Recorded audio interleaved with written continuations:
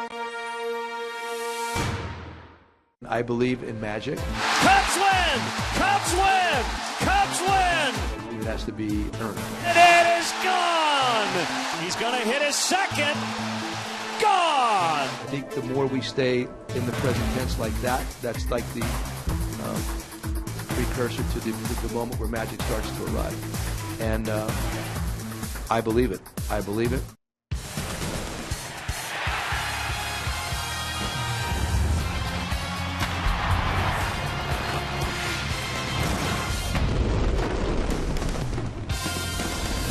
It is a gorgeous night here on the north side of Chicago, and we are live inside beautiful Wrigley Field for Cubs baseball on Comcast Sportsnet. Game 2 of a 4-game set against the Los Angeles Dodgers.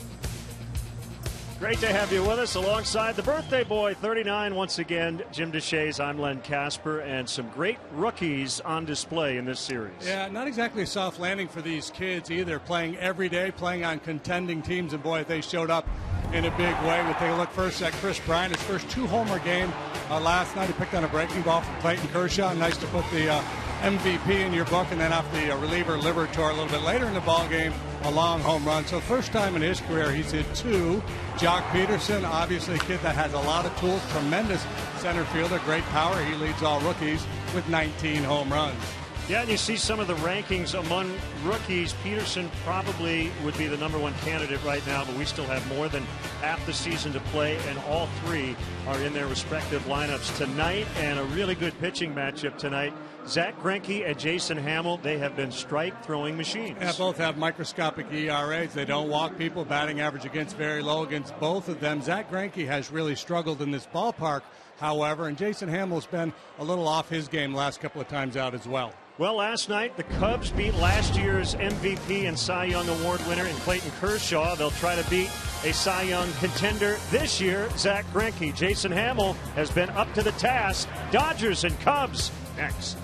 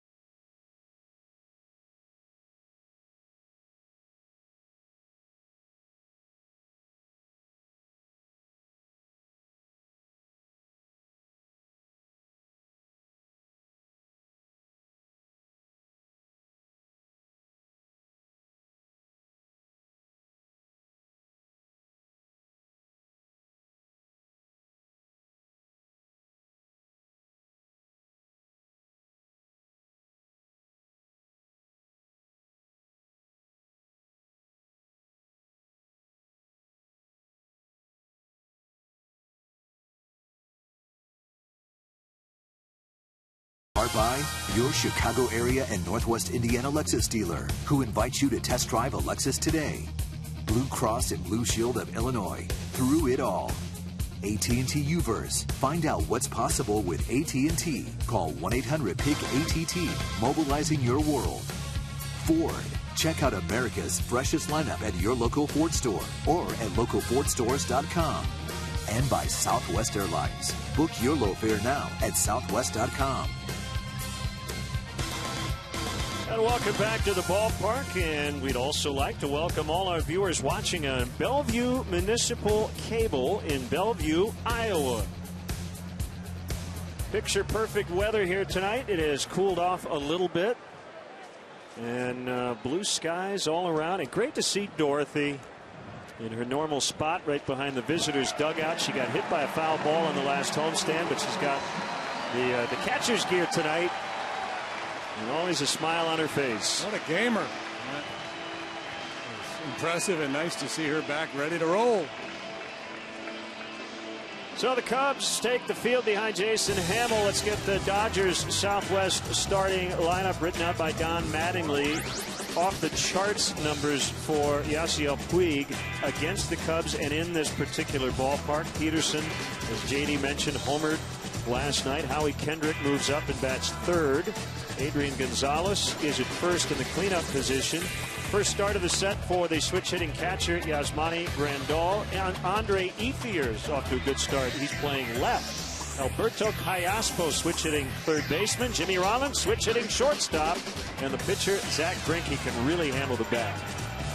Cubs defensively, Chris Coughlin gets a start in left. Matt Caesar's the center fielder tonight. Mike Baxter patrols right, so a little different look in the outfield this evening. Infield, though, status quo. Bryant, Castro, Russell, Rizzo, third to first. Miguel Montero, the veteran, behind the plate. For the veteran right-hander, our Lexus pursuing perfection starting pitcher, Jason Hamill. Jason has made 13 starts, 5 up, 2 down, 289 earned run average. Talked about the low hit-walk ratio, the whip against him among the best in baseball. 68 hits, 14 walks, and 84 innings. Awfully good stuff from Hamill. Let's get the umpires for you tonight. It's Paul Emmel back at the plate, Jerry Meals, the crew chief at first, Andy Fletcher at second, and Jordan Baker over at third. You referenced Hamill his last couple of outings in the open. He's gone short. Last time around it was due to rain, but he also had a really high pitch count in the first inning. I think his last 2 starts, something like 73 pitches combined in the first inning. And 5 runs, 3 runs, 2 starts ago in the first and 2 last time, if memory serves me correctly. And I'll flip through my trusty scorebook just to confirm that, because I don't want to bobble here in the very first inning. Yeah, 2 last time, 3 the time before for Hamill in the first. So a good start would be a good idea. Well, there is a good start. A swing and a miss and a big hack by Yasiel Puig, recently inserted into the Dodgers leadoff spot. Strike 2.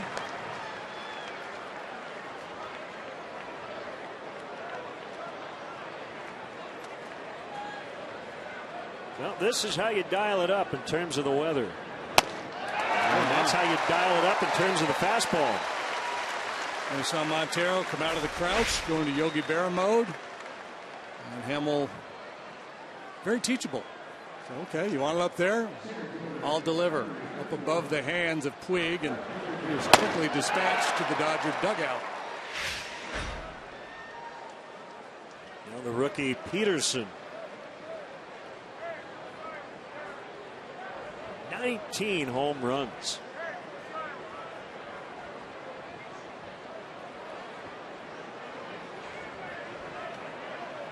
He might be able to set a National League rookie record prior to the All-Star break, and I would bet on it. He's only 2 behind the record since 1933. Dave Kingman, Albert Pujols share that mark. More on that a little later.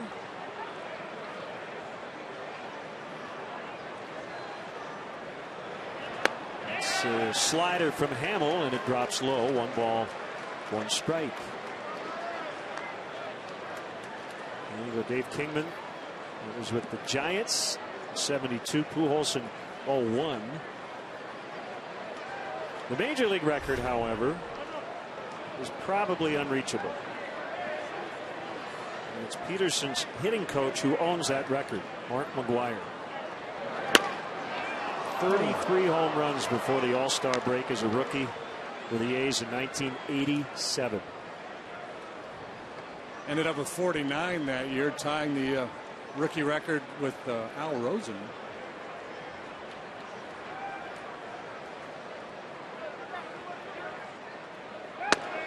Swing and a miss, strike 3. Back-to-back punch-outs for Hamill.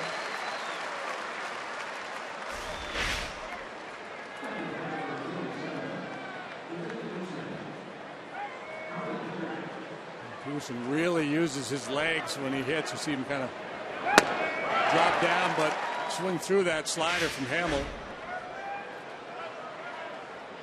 Jason, 32 years old, 6'6", 225 as he goes after Howie Kendrick. And Kendrick could not hold up on the swing. This is a game of adjustments. We say that all the time. So what I've done is I put my black pen down and I'm just hanging onto my red pen because that's what I mark strikeouts in. So I'm just going to assume that he's going to strike everybody out here for a while. All right. Nice play by Bryant. And the scoop at the other end by Rizzo to end the inning. Grab that black pen, although you might want to put that in red. It was a nice defensive play. We might have to put a star on it. Pretty play by Bryant. Quick top of the first for Hamill.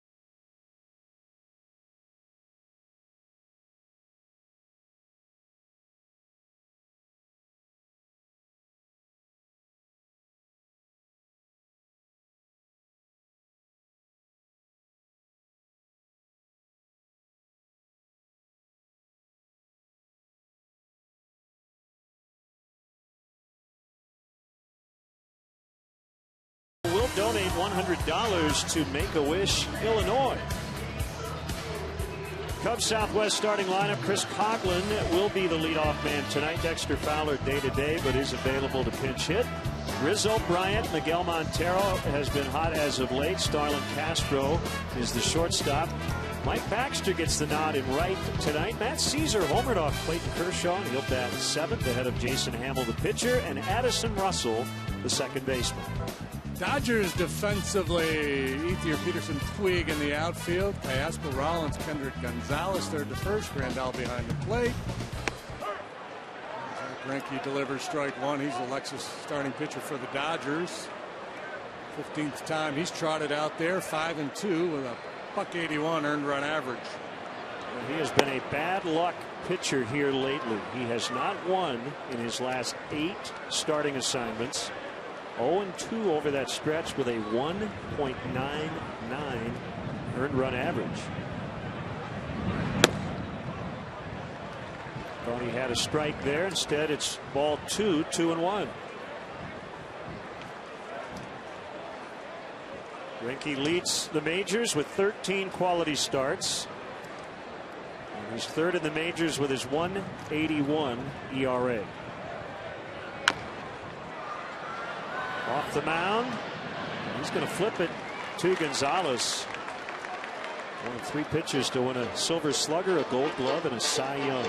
Zach Greinke, but it's been a tough go for him in this ballpark. Yeah. Last time out, it was September of last year. He gave up 9 hits, 4 runs. Previous 2. He really struggled as well. So 2 ways to think of that, I guess. 1, well, Greinke's just not comfortable here. Or 2, well, that's a really small sample, and he's a really good pitcher, and he's about to dial up a really good game.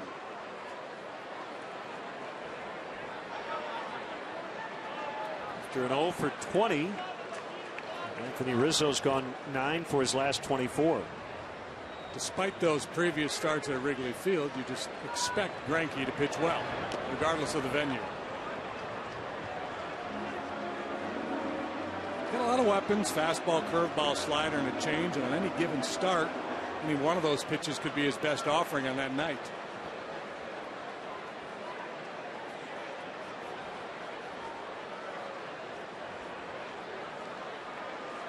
.68 degrees. The wind is blowing in off the lake at 8 miles an hour. We've got a huge crowd here tonight.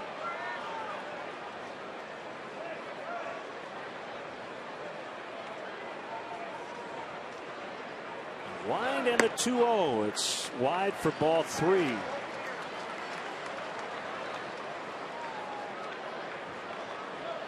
Last night, neither team had an official at bat with a runner in scoring position. How about that? All the runs came on 5 combined homers. The Cubs hit 3. The Dodgers hit a couple.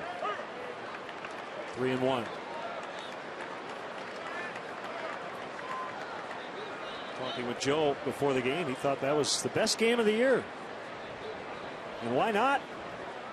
Your starter goes 2 innings. You're facing Clayton Kershaw, and you still beat him. That one out into right center. Puig will run it down. Rizzo will hold with a single. Greinke being cautious with Rizzo, fell into a hitter's count, and Rizzo took advantage. Yeah, I don't know that it was the best game in terms of the most entertaining or the most well-played game, but in terms of the quality of the win, given the circumstances, you're up against Kershaw. With your 5th starter out there, and your 5th starter ends up having to leave after 2, and the bullpen has to come in and gobble up all those innings, that sure was a very impressive win.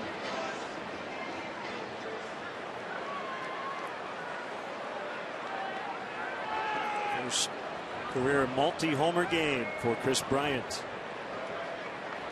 Some other firsts in terms of 2015. Bryant's first opposite field homer off Kershaw, the first home run Kershaw has allowed this season on his curveball. He's only given up 5 in his career on the curve.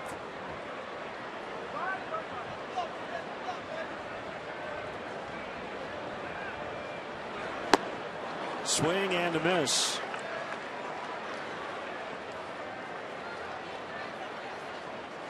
Maybe for some curves that were so bad they ended up being home runs, but you couldn't tell they were curves.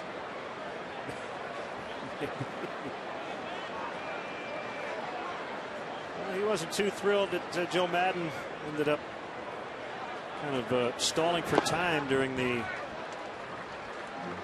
light out delay. Ended up being a 10-minute delay. Kershaw admitted his legs started to get heavy, but he also said, well, I would have done the same thing.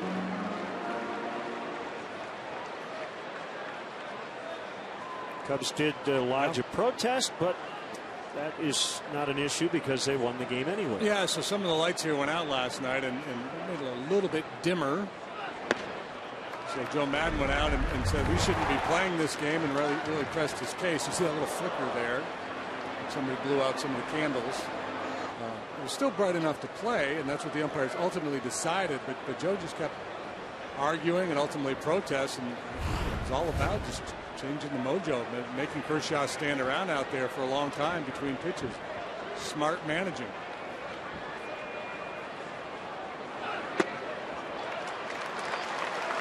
Three balls, 2 strikes on Bryant, and the hope is that Wada will be able to go in his next scheduled start on Saturday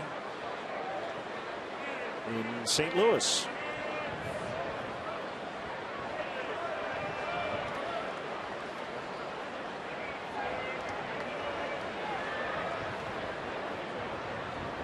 Rizzo not running, and it's ball 4 to Bryant.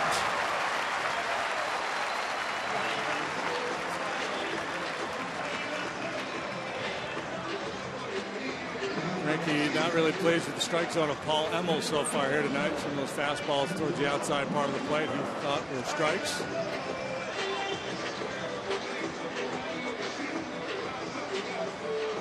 That's the conversation you have right there where the pitcher asks the umpire, where were those pitches? And the umpire says outside. And as a pitcher, you don't believe them. It's just your way of lodging a complaint.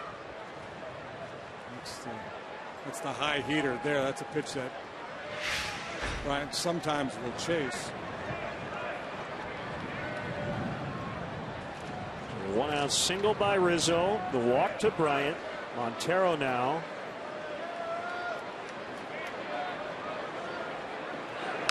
Seven out of 23, 2 homers against Greinke. For the Cubs catcher. You see Greinke there making an adjustment, much more aggressive with that fastball over the heart of the plate.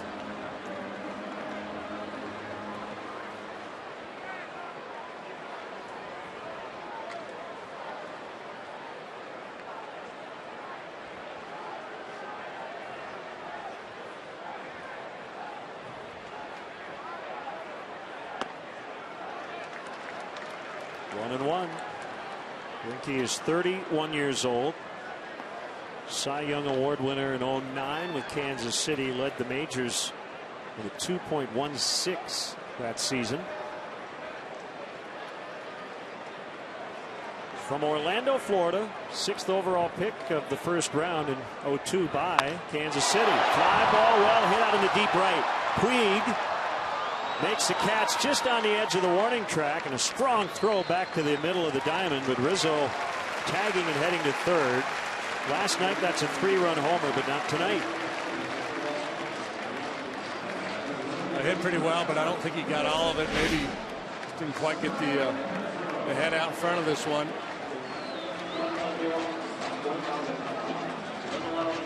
That was a really nice play by Puig, even though he didn't keep Rizzo from tagging.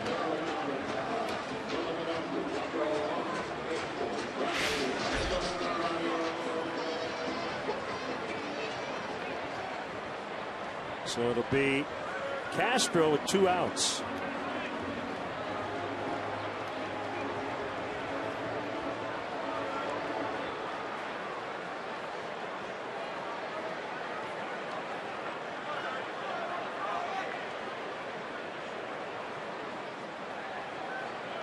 First and third. And a strike called, and nice job Starlin Castro this morning. Took some time out of his busy day and visited patients and their families at a local children's hospital. Brought along with him Cubs hats, teddy bears, signed some autographs, took some photos, helped make signs for the patients who were not well enough to come and see him.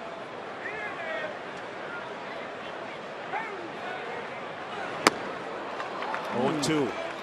Maybe he promised somebody he would hit a home run.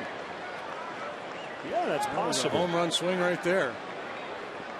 Good numbers against Greinke, 5 out of 16.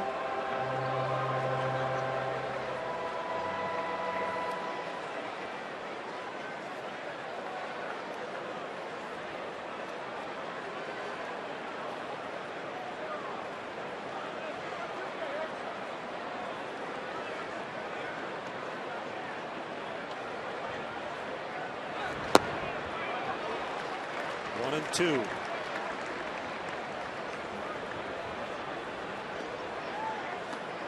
Cubs actually have a higher winning percentage currently than the Dodgers, who are leading the West. They're 1 game over the Giants. Cubs are now within a half game of the Pirates, because Pittsburgh's lost 3 straight and the Cubs have won their last 3. It's for second in the division as Bryant will steal second without a throw.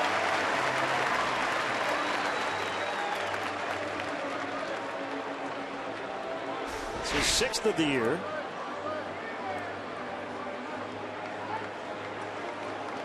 No throw from Grandal on the breaking ball.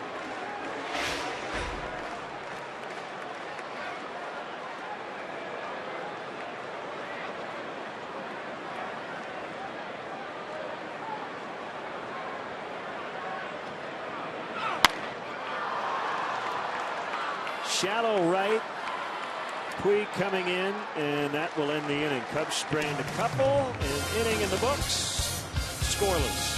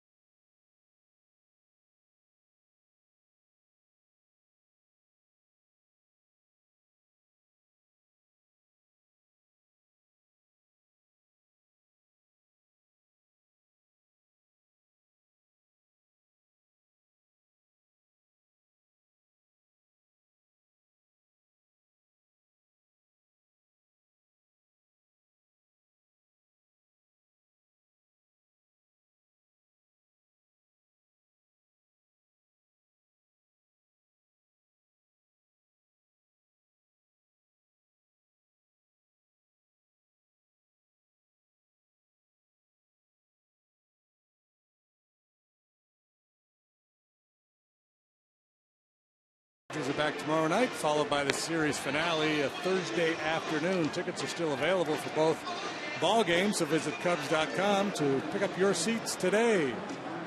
Hey, JD. Yes. Happy birthday. Thank you. Well, that's not from me. That's somebody on Twitter said, tell JD happy birthday. Oh, okay. But, yo, happy birthday from me. Thank you. Officially. And your mom, huh? Yeah.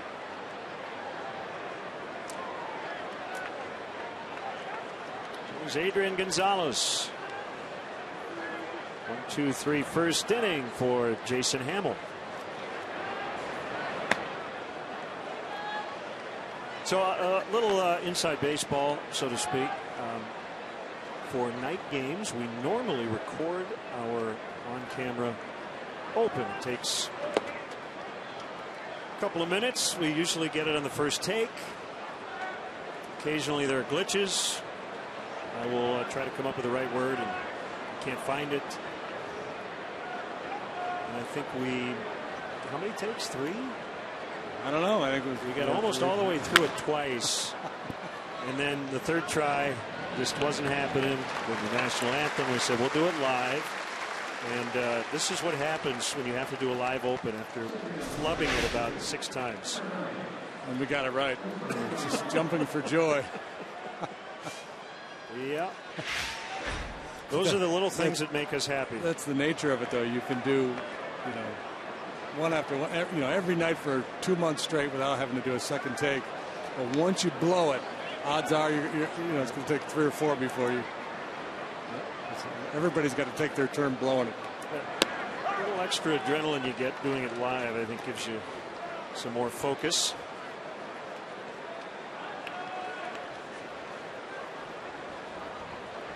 Yasmani Grandal bounces one into the shift to the shortstop Castro, playing up the middle. 5 up, 5 down for Jason Hamill, and will bring up Andre Ethier. Last time out, Jason Hamill, we talked about his struggles early, and he had a hard time getting the ball down. I just get the sense that he went down to the bullpen for his warm-up tonight with a real sense of purpose that he was going to get the jump on these Dodger hitters early and command the fastball down in the zone. He's kind of been in attack mode. It's such a pretty night to pitch. Obviously, that helps. Conditions in Cleveland the other night were not ideal. It was rainy. It was steamy.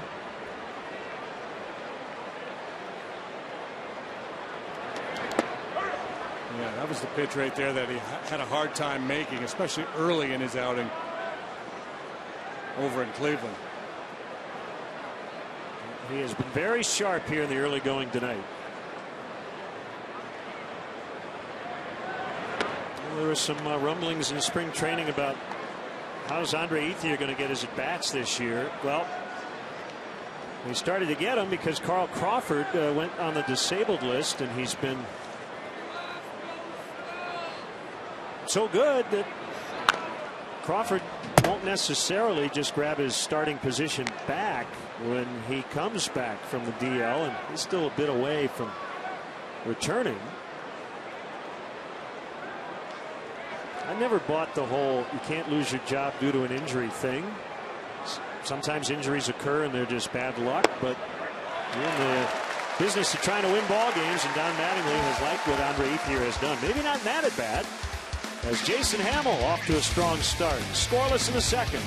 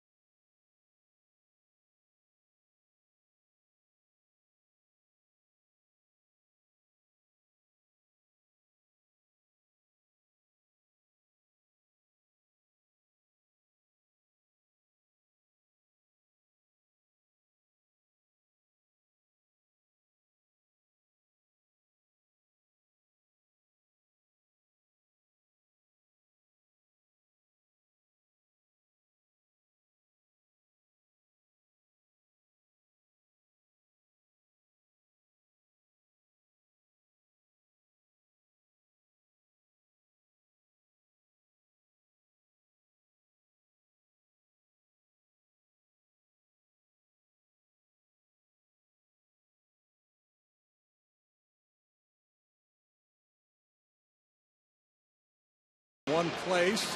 Don't miss the 86 All-Star Game. Coverage begins at 6 Central. That's Tuesday, July 14th. Cast your votes for all your favorite Cub players at Cubs.com. Nick and Julie Fawcett from Metamora, Illinois are here tonight celebrating the 9th birthday of their triplets. That's Wes, Zach, and Emmy at their first ever Cubs ball game. Nick works for MTCO Communications, or an affiliate of CSN, so happy birthday to the triplets. And welcome all our CSN viewers watching the Cubs on MTCO. 1-0 on a former Dodger, Mike Baxter. 4 games with LA last year. So the proverbial cup of coffee. And an 0 for 7. He's playing right.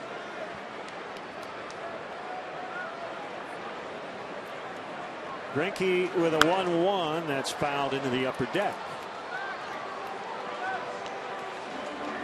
Talking with Mike today. I said, what did you play growing up? Were you a shortstop? He said, yep.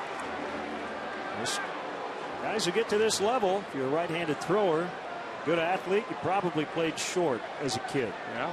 And he's actually the Cubs' emergency catcher. He caught a bit during instructional league years ago in the Padres system. And his skies went out into deep right center. Peterson getting some help from that wind that knocked it down a bit for the out.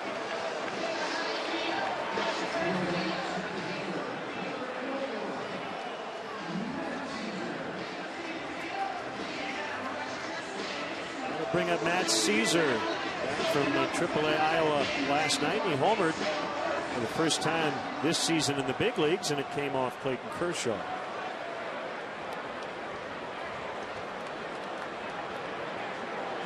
Kershaw one night, Greinke the next.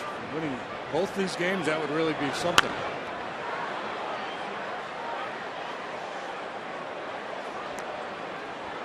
Got some all-star games tonight around the minor leagues. AA, the Southern League. All-star game is in Montgomery, Alabama. Congrats to the following Tennessee Smokies who will be in uniform: Wilson Contreras, Dan Vogelbach, Frank Batista, Corey Black, B.J. Franciscone, and Felix Pena. We've got a combined high A all-star game in California tonight. It's the California Carolina League all-star game. Popped up right side. It's Kendrick, Jamer Candelario, Dwayne Underwood Jr., Jonathan Martinez, and Mark Zagunis representing the Myrtle Beach Pelicans. And finally, the Midwest League All-Star Game is downstate in Peoria tonight. Cale Brockmeyer, Charcer Burks, Gleyber Torres, Jeremy Knoll, and James Ferris of the South Bend Cubs. Congrats to all the Cubs minor league All-Stars.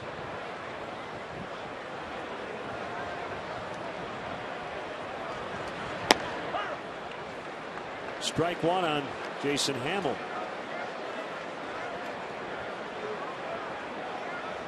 To the best start of his career at the plate.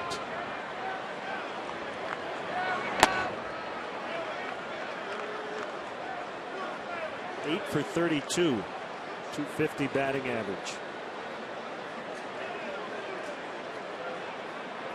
He's going to have an awfully hard time poking one over the infield and dropping it in front of the outfield. Really tightened up in center and in right.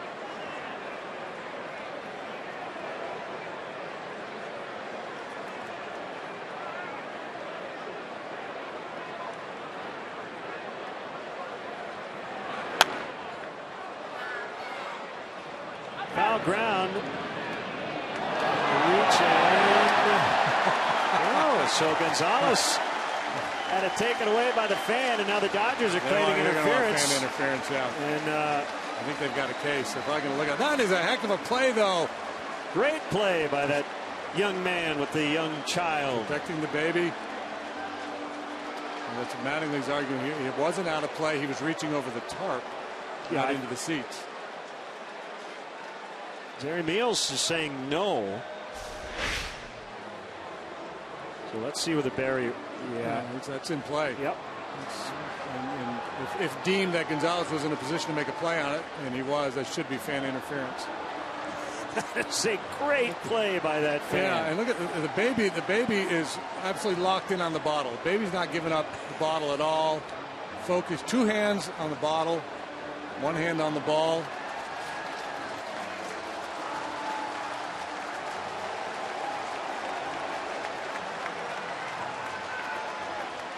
That's one of the top baby holding plays you're going to see of all time. I told you I saw one here years ago when I was a player. The guy was walking along the concourse over here to our left and never broke stride and just shifted the baby from ball side to the other side and caught the ball. Just moved the baby from one arm to the other. Perfect. And made the play. So this is reviewable, and it has been challenged, and Joe Madden can crack a smile. Yeah, everybody's enjoying the baby.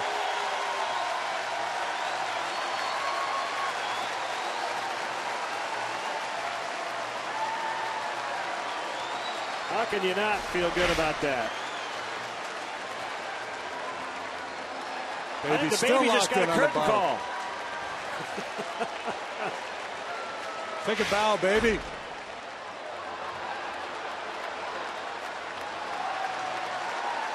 And the out has been called. That's the right call. So the crowd now booing, but don't boo the baby. It is a wonderful baby. Shankopotamus. Nothing after 2.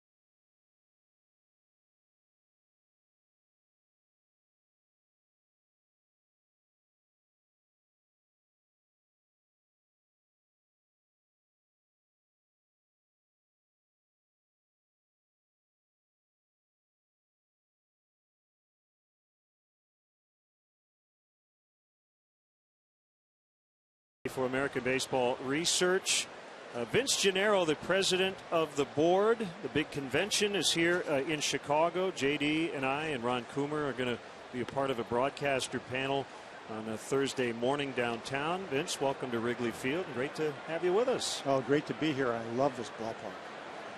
A gorgeous night here as Jason Hamill works in the 3rd inning, and Alberto Callaspo fouls away. So SABR 45. Tell us about it. That's right. Our 45th annual convention. The organization was born in 1971, and we move our convention around each year. It's been quite a while since it's been here in Chicago, but we're delighted to be back at the Palmer House. So you're dedicated to fostering the research and dissemination of the history and record of baseball. Can you elaborate? Well, sure. You know, a lot of people think of us as the sabermetric guys, and I think there's some truth to that, of course. And Bill James got us started on that path back in the late 70s, early 80s. That ball will drop in for Callaspo, and it should be 2 as Coughlin will retrieve, and that's a leadoff double. But we're much more than that. In fact, most of our members are much more interested in the history of the game. Everything from the origins of the game dating back to the 18th and even 17th century to the to women in baseball, to Latino baseball, to baseball in the Pacific Rim, to the business of the game, and the whole spectrum. Baseball and the arts, even everything baseball is what SABR is all about. 6,000 member organization. So essentially, if you love the game, SABR is for you. Absolutely. There's no reason to not be a SABR member if you really are passionate about this game, because it's a community of baseball lovers. That's what SABR is. Jimmy Rollins, first year not wearing a Phillies uniform. So you said 6,000 members now, Vince, and back in 1971, what did it look like originally? Well, it was 16 young men sitting in a room in Cooperstown, New York, and decided to form the organization. Bob Davids was the founder of it, and he convened 15 other people who had a similar passion to his, and it grew from there to the 6,000 member organization. I didn't realize that SABR had been around that long. Yeah. 1-1 on Rollins. Greinke is on deck. Nothing here in the third inning. And that one missed. It's 2-1. So tell us about what's going on this week. So as the group outing here on Thursday? That's right. We'll be coming to the Thursday afternoon game, the final game of this series, as a group. But we also have a host of research presentations. About 30 or so different research presentations will occur down at the Palmer House, including I showed one presentation is about some of the longest home runs ever hit at Wrigley Field. So we're going to hear about some of Kingman's blasts and some of Sammy Sosa's blasts, and the list goes on. So I'm particularly going to not miss that one. I really want to hear that. Absolutely. But also a series of panels. We have a Negro Leagues panel from players who played in the Negro Leagues who are still around. We've got a women in baseball panel. Of course, your panel that you're on, both of you, along with Ron Coomer, on Thursday morning to talk about Chicago Cubs baseball and Chicago baseball in general. So it's going to be an exciting time. We always tend to theme the conferences a bit around the location that we're in, but it's more than that. It's about all baseball. 3-2 on the way, and Rollins able to stay alive. Do you know from how many states people will travel to come this week? Well, we'll have a few folks coming internationally, I'm sure. We've had people from Japan and Korea in the past, as well as Australia and the UK. So we'll get some internationally. And I would say it's fair to say out of the 700 attendees we expect, most states will be represented.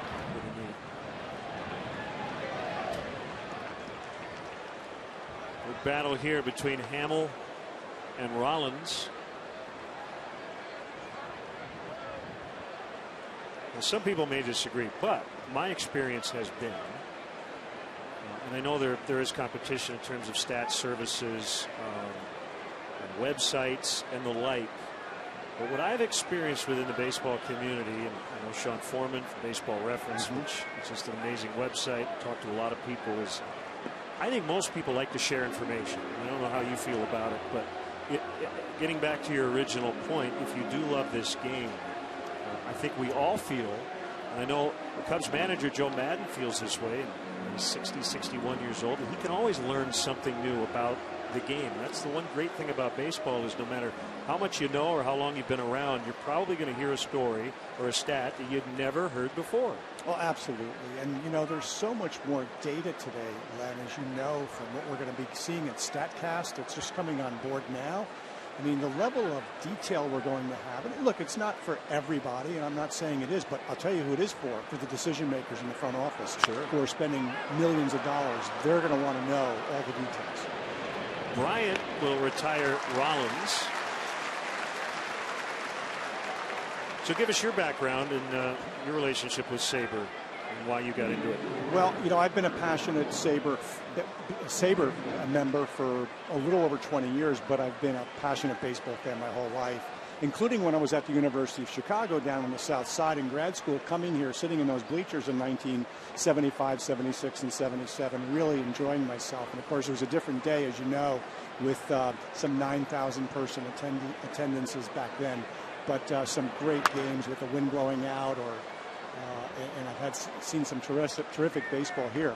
So I'm In addition to that, I also run the graduate sports management program at Columbia University, besides being the president of the board at Sabre. And I also do some consulting work on the analytical side with some major league teams. Greinke can swing the bat. Silver Slugger winner 2 years ago. He hit .328 that year. Yeah, he can do everything. Holds runners, fields his position. Popped up. And it's Montero to make the catch with 2 out. Here's a weird one for you. And JD, I'll let you jump in. With A-Rod with the RBI thing, and RBIs officially kept 1920.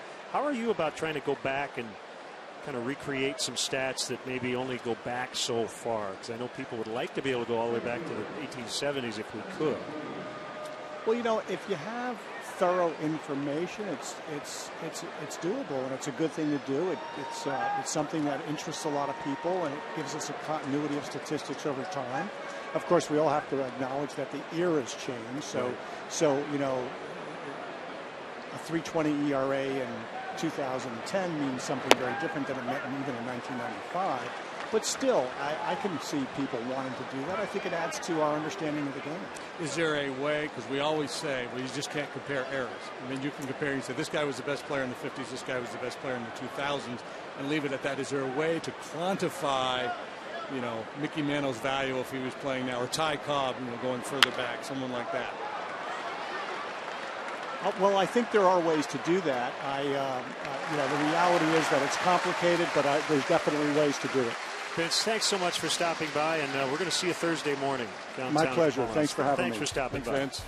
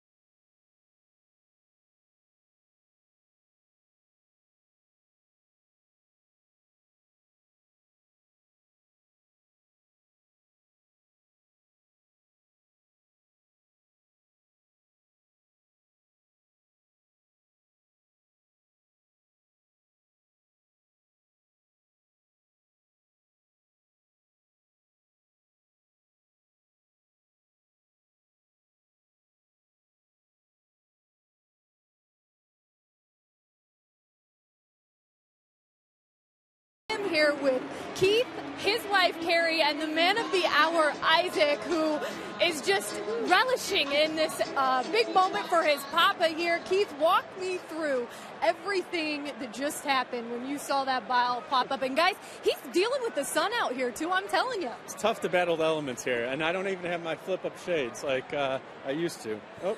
Isaac wants to chime in. Don't you, pal? He's all over it. Guys, we saw his staying with the bottle there, but did Adrian say anything to you when he came over? What was the deal there with that interaction? I guess I turned around pretty quickly. I mean, I was just concerned about him. Like, when we got to the seats, I was like, you know, foul ball can get us on us quickly. Yes. So I'm just trying to protect him, and I see the ball coming up, and just kind of fell in my hand. Can you believe the responses? Guys, already he's gotten numerous text messages. Of course, the whole stands got to see it on the big board. Did you get to see it? I saw it on Twitter so far. I've got a lot of the anti-Bartman so far, so that's going to be interesting to see how that goes. But it's not quite the World Series, so hopefully Adrian's not too upset. He's on my fantasy team. Well, either way, guys, he says he's ready for his tryout, and I don't know, after this one, Joe Madden might like that as well. Look forward to meeting him. Guys, Thanks very much. What a great catch and what a fun story, and again, smiles on everybody's face. The baby is just as cool. You know, the baby remains cool even during the interview. The baby's just hanging out. Like, anybody want to bring me a pretzel here? I'm trying to watch a ball game. Russell foul tips for strike 3 for a T-Mobile game changer. Give it to Isaac. As JD said, 2 hands on the bottle.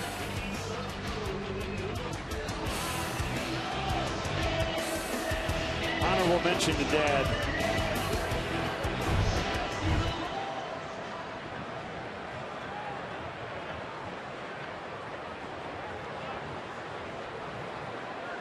You get too distracted down there. Pay attention to the ball on the field, too. It's a dangerous spot.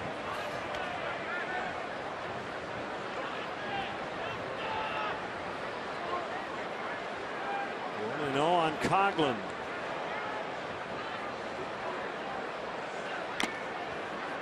See, Greinke, he's been 91, 92 for the most part with his fastball, but his four-seam fastball has good life in the zone, little riding action.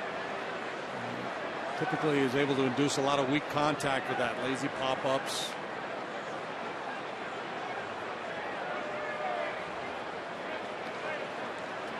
Some days when he doesn't have his good velocity, he'll start to cut the ball a little bit, try to throw a few more sinkers.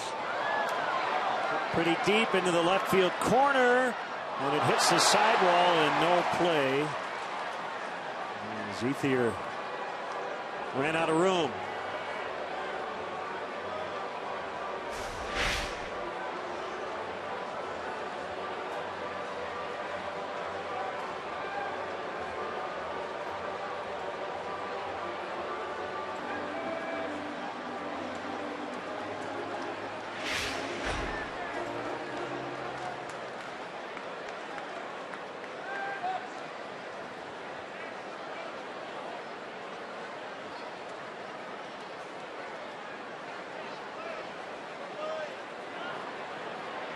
He gets a sign from Grandal, and that one's in the dirt.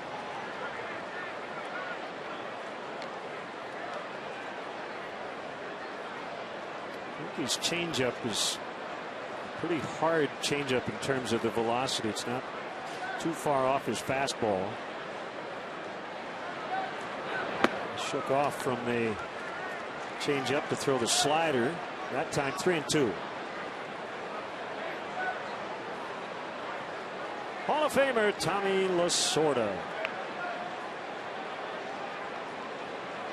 I think he sits in that same seat every time the Dodgers come to Wrigley. He doesn't miss a trip to Chicago. Nope. Out into the alley in right center. It's going to get down. Peterson racing over. Coughlin trying to make second, and he will. Peterson slipped.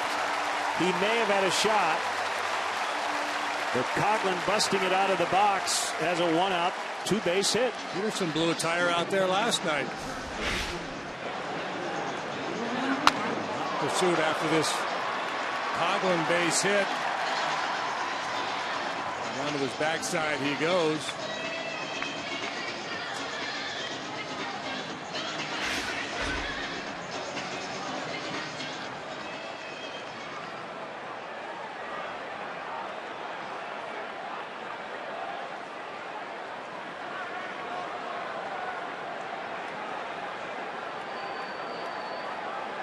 Sneaking in behind second, but Greinke pitches, and that ball hit hard and run down by Peterson. As he wings it back in quickly. Rizzo in one of those grooves right now where you just assume he's going to hit the ball hard every time up.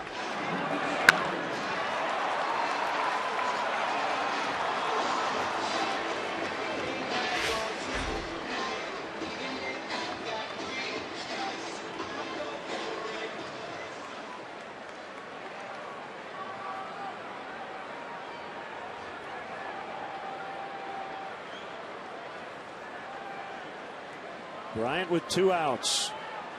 Cubs trying to grab a lead here against Greinke. Beat Clayton Kershaw last night.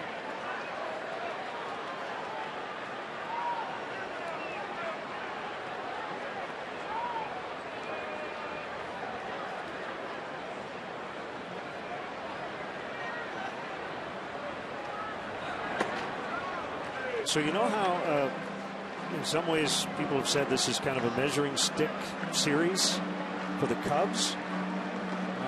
Did you know Cubs last 22 games against winning teams, they're 15-7, and that the Dodgers this year are 6-18 versus winning clubs? Yeah. So maybe it's a measuring stick for the Dodgers. Yeah. I've never been a big believer in the measuring stick.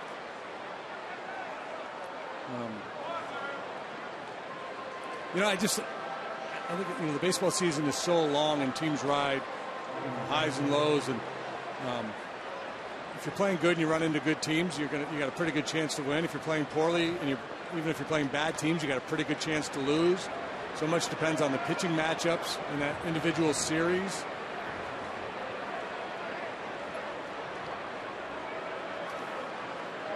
Yeah, I'm with you.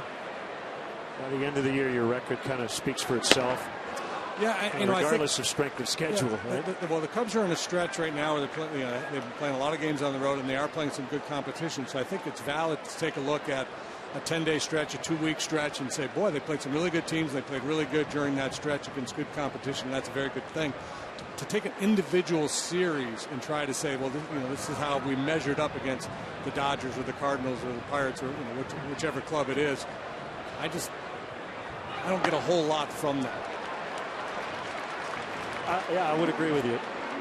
Going into Washington, winning 3 out of 4 there, to me, that's a good thing. But for me, it's no better than going into Miami or Milwaukee or anywhere else and winning 3 out of 4. Now, you put a few of those together, you win 12 out of 14, get some first division clubs, that gets your attention. That'll end the inning. By the way, Sabre 45, $99 for Friday and Saturday. If you are interested, sabre.org.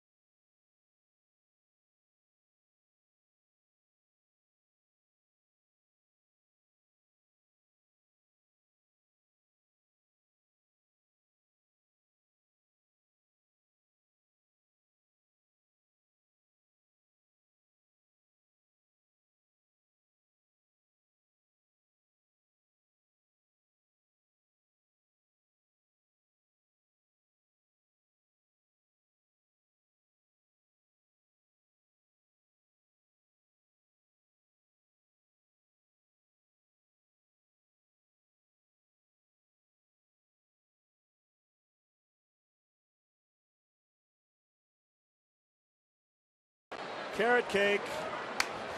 There you go, partner. Thank you. Happy birthday. It's Paula. That's from Paula, our wonderful stage manager. She also brought napkins. I got you a Sabre Convention program and a used highlighter. Thank you. What am I going to do with my Sabre Convention program? Well, I thought you could use two of them. You could leave one here and take the other on the road. I do have a small red fan that I would give to you, but I wouldn't have one. I wouldn't feel comfortable taking the small red fan.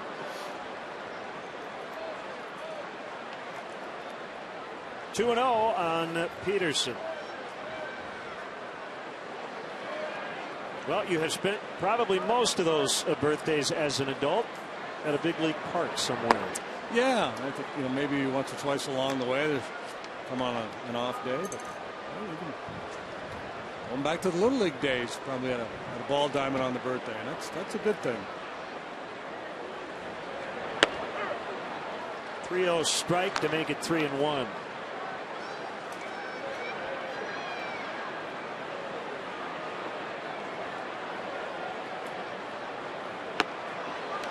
A slider off the plate. Peterson had an 18-game September last year at the big league level for his first major league stint, and it did not go well. I mean, he hit 143 with no extra base hits. There were some people going into this season who wondered if he was going to be as good as a lot of people in the Dodger organization thought he would. And the answer so far has been, yeah. There's a whole lot going on for a young player when he first comes to the big league. So for most guys, there's a period of adjustment. Oh my! Leaping grab by Addison Russell. It's good scouting too. Great catch, but he was standing right where that ball was lying. Like a jack in the box. Turn the crank. Up comes the lid. Out comes Addison.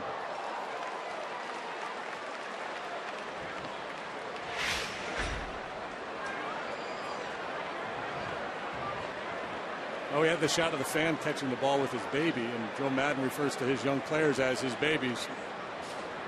One of his babies made a fine play.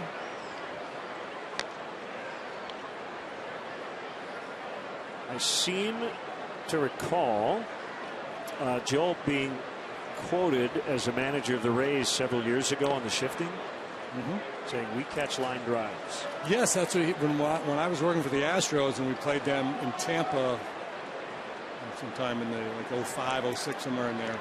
And I was talking with him. That's exactly what he said. And I didn't know what he was talking about at first. I said, well, everybody catches line drives. They're pretty easy to catch. He's like, no, we are positioned where we catch line drives that otherwise would be base hits. And I said, oh, okay, gotcha.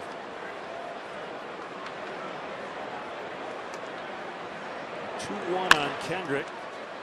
And a couple of bounces to Castro. He's got time and he makes the play.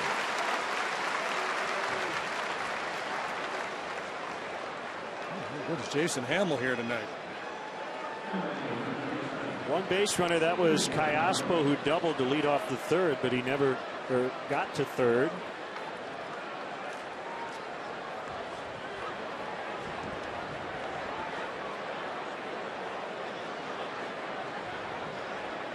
Gonzalez has faced Hamill a fair amount in his career, and he's hitting under 190 against Jason. Gonzalez tied for the major league lead with 22 doubles. Good power to all fields.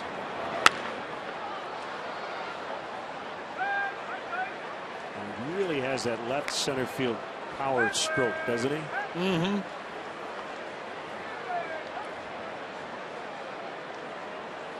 Yeah, so he's not a one-trick pony. I mean, he hits for high average. He takes his walks.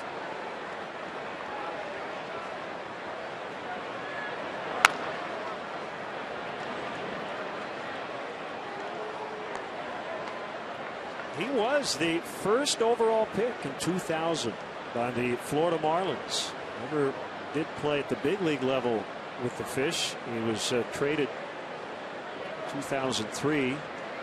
The Urbina deal, Texas, as he tries to muscle one out into center, but Castro will get out there to make the catch and end the inning. Midway in the fourth. Cubs nothing, Dodgers nothing.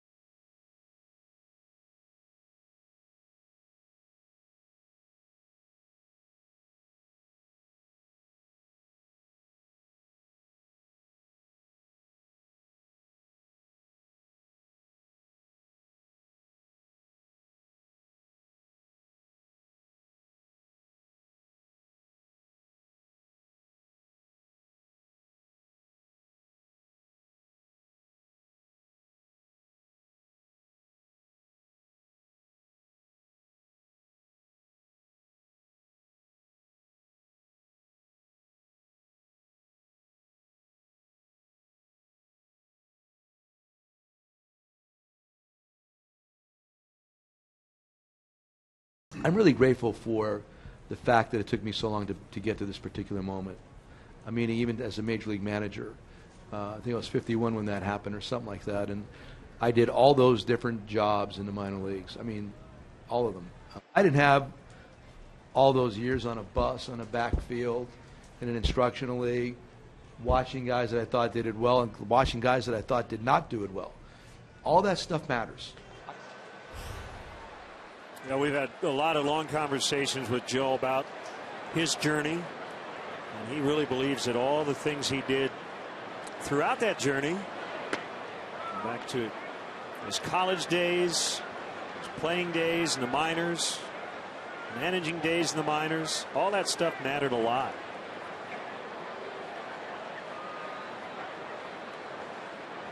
Yeah, when you have the resume that he has, you've been exposed to so much in the game, different positions within the game. Well, Montero with a base hit. Puig played that very conservatively. I think he knew with Montero running that he had some time. So the leadoff man is on for the first time tonight against Greinke.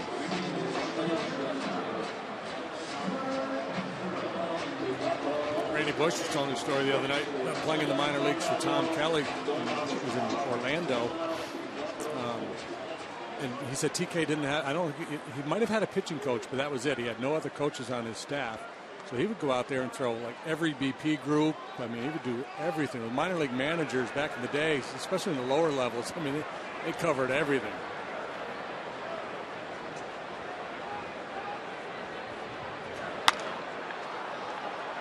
Castro fouls one down the right field line behind the bullpen.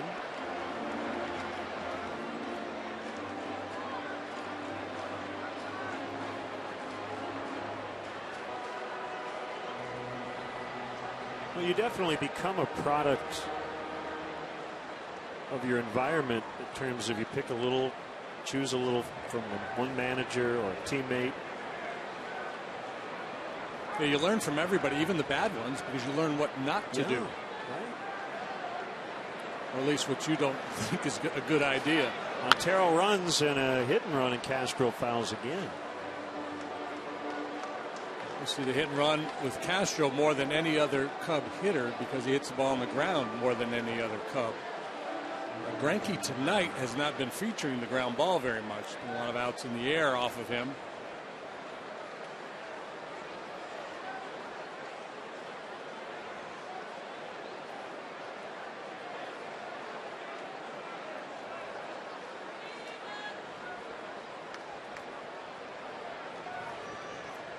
Two strikes on Starlin. Some hitters don't like the hit and run play when they're in the batter's box for obvious reasons. You're forced to swing. That's what a hit and run is. We're running, and it's your job to put this ball in play regardless of where it is. You have to try to make contact here. So a lot of guys, especially guys who hit for power, don't want to compromise that to possibly go out of the zone after a pitch. Castro likes it. I think he likes to, just go get it. Go find the baseball and put it in play. It kind of fits his style anyway. Down by Grandal.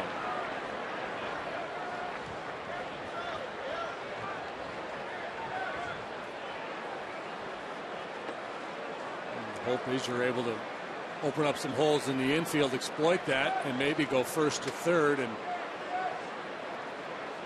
if nothing else, the ball's on the ground, by starting the runner, you stay out of the double play.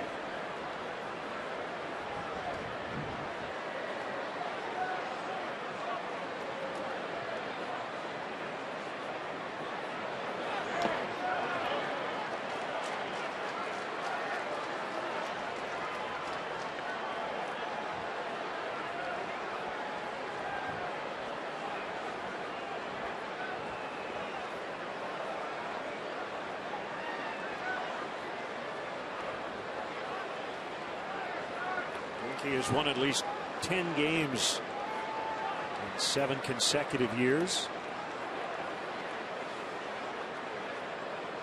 Career high 17 victories last year. 17-8 with a 271. 15-4 the year before that. Fly ball well hit. Deep center. Peterson is there. He's pretty smooth out there.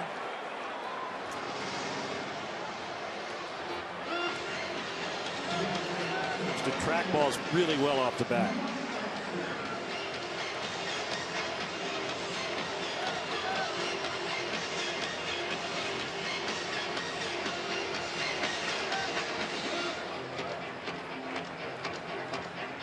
Montero still at first, one away in the inning, and now Baxter.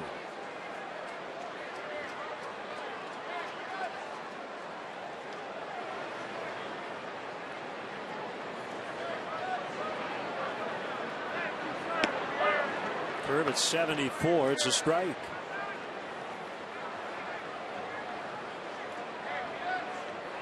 You've been watching what Albert Pujols is doing these days? Yeah, he's turned into Albert Pujols again. Couple homers last night. He's got 23 to lead the American League. He's got 15 homers his last 24 games. So I know today he and Trout combined have hit as many home runs as the Atlanta Braves.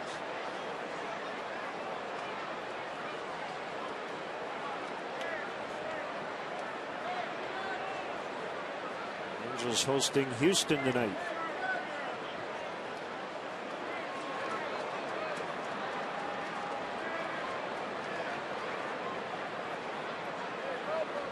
Braves are in a rain delay at Washington. Haven't started yet.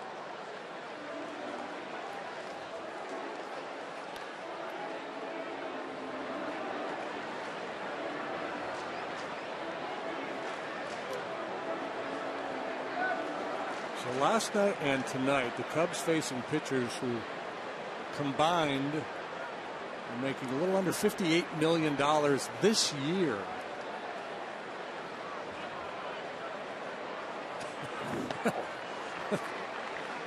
That's something for those guys to contemplate at their Sabre convention.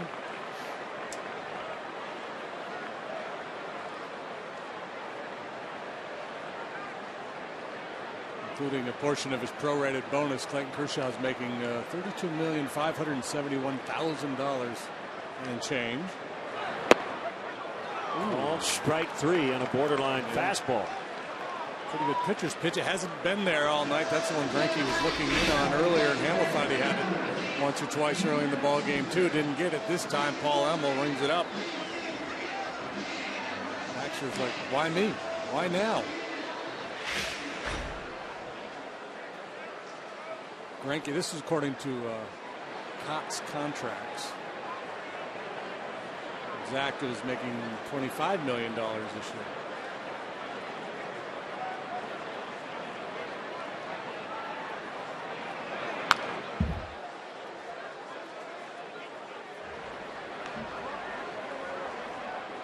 I believe Major League players only get paid during the season, correct?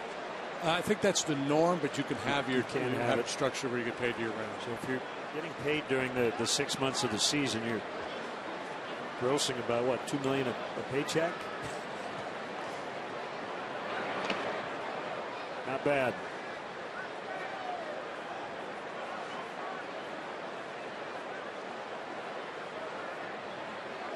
That's always got to be eye-opening for guys, right? Getting that first big league. Goodness.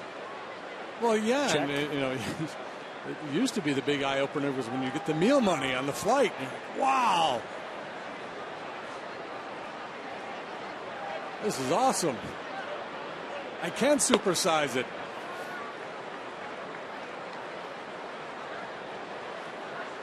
Do you remember what your per diem was in the minors? No, I don't even know if we had one. We must have.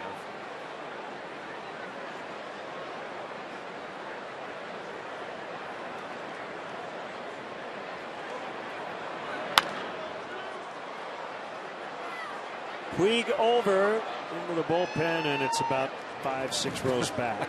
I do remember playing in the Shenandoah Valley League and Virginia College Summer League, and you're not allowed to be paid. I mean, you can get jobs. I don't know what the rules were. So I don't know if this club was bending the rule or not, but they decided they would give us some money, like on a road trip to eat with. And the coach, wasn't called the manager, it's called the coach, and He'd be the first one off the bus when we pull up to like a Dairy Queen or 7-Eleven, and he would stand there with a handful of dollar bills. And as each player got off the bus, he would hand you a single dollar bill. How far did that go? Well, further than it should have. Guys got creative in making that work. But yeah, you had to make that choice. Do you want the burger or the soda?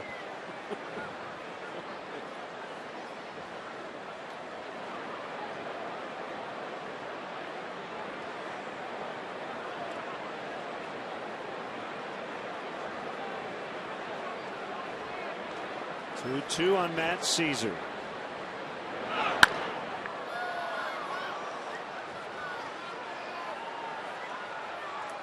that will end the inning.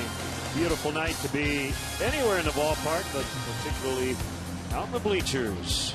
Nothing.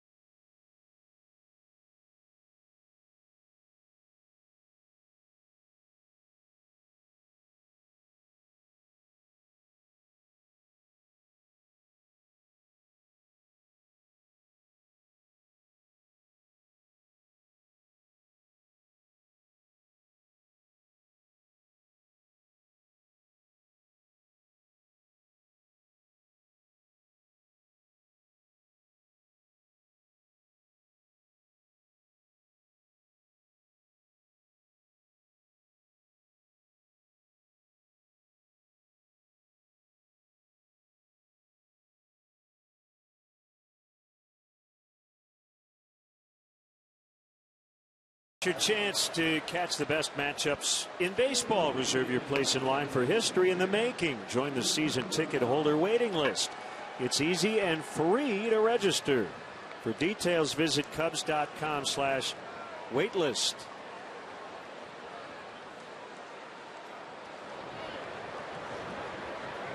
Good pitchers duel tonight. Dodgers have one hit off Jason Hamill. The Cubs have 3 versus Zach Greinke.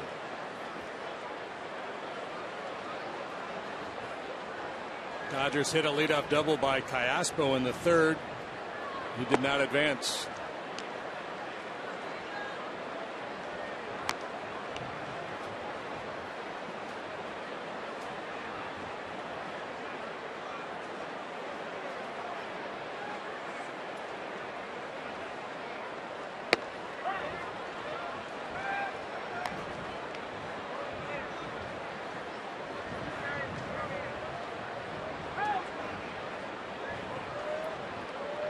Here and Callaspo to follow.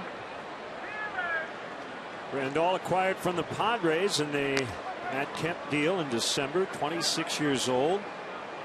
Born in Cuba. Came to the States when he was 10. Went to high school in Miami Springs, Florida, and then the University of Miami. First round pick of the Reds in 2010. So this is his 3rd organization.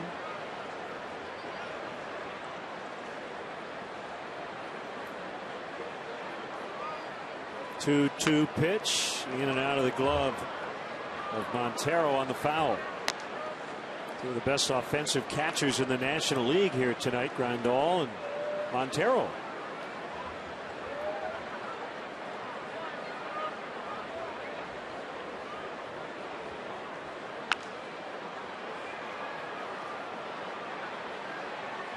Russell makes the catch.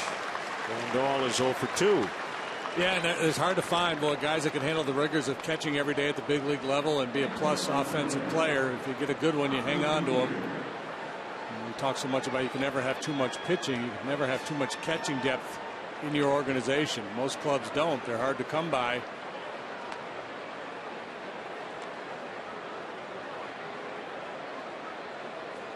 I suspect the Reds felt pretty comfortable when they traded Grandal because they had Devin Mesoraco. Things have not worked out for him. He's going to have hip surgery.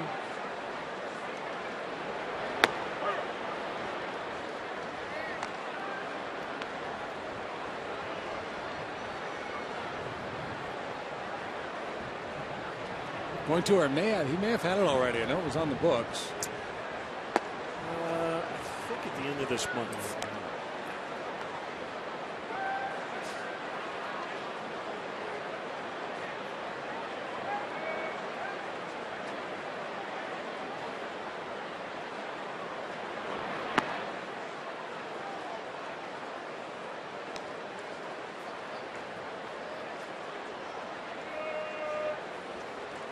Two and one on Ethier. 2 for his last 21. Strong numbers against Hamill in his career, and that ball will land just foul. 9 out of 26 with a couple of homers against Hamill.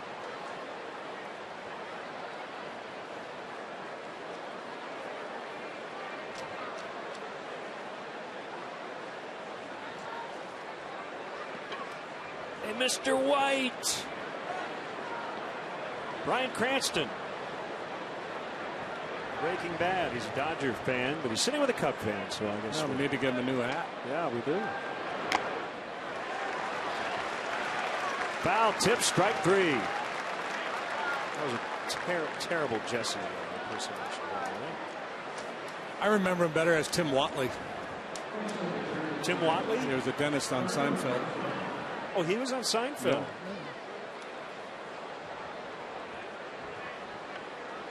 Not a Breaking Bad guy? I never saw it.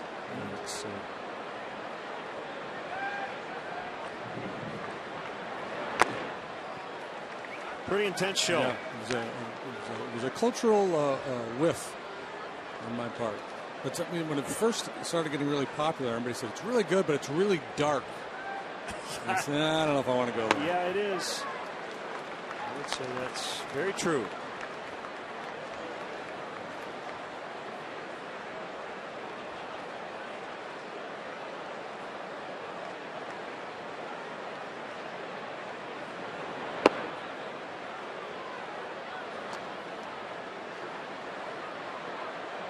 Aspo, very tough to finish off.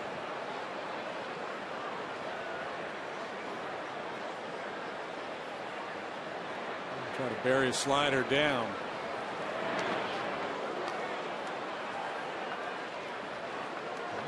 Got it down there, but no chase.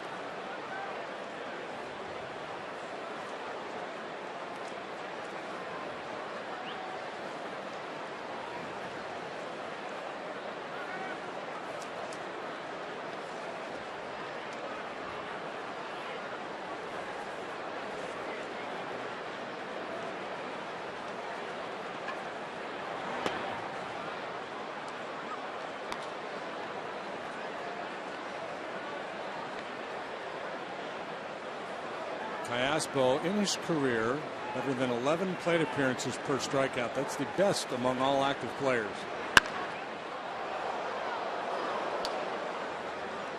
A bit of information comes courtesy of the Los Angeles Dodger game notes. So you're saying he's not going to strike out? I'm saying that if he does, it will be a tremendous accomplishment by Jason Hamill.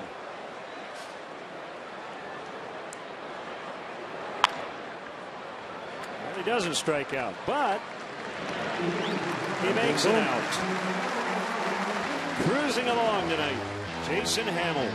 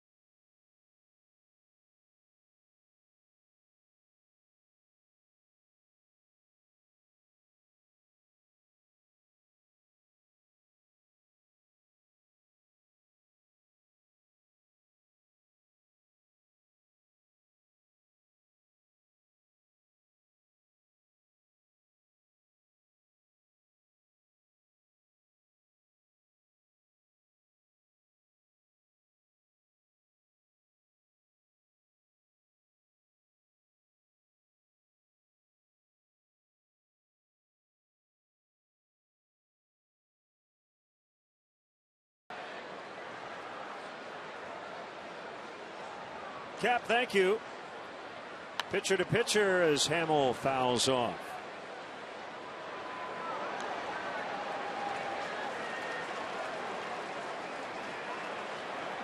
We have a little later. We have DMC, or DMD. Darryl McDaniels from Run DMC. We'll do the stretch tonight. Look forward to chatting with him.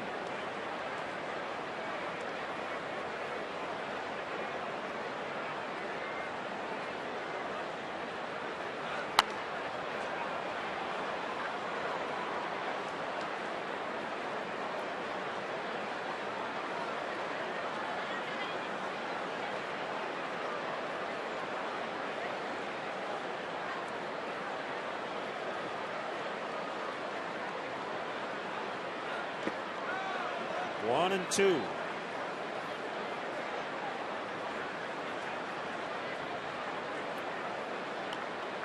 To the Cubs minor league system for a second. Cubs now affiliated with South Bend in the Midwest League. Cubs attendance this year with the new affiliation has increased 55% over last year at this time. They've struggled with their record. They have not with the turnstiles. This is the South Bend Club? Yep. Diamondbacks were in there before? Is that right? It's always good if you can get to keep your affiliates close to home.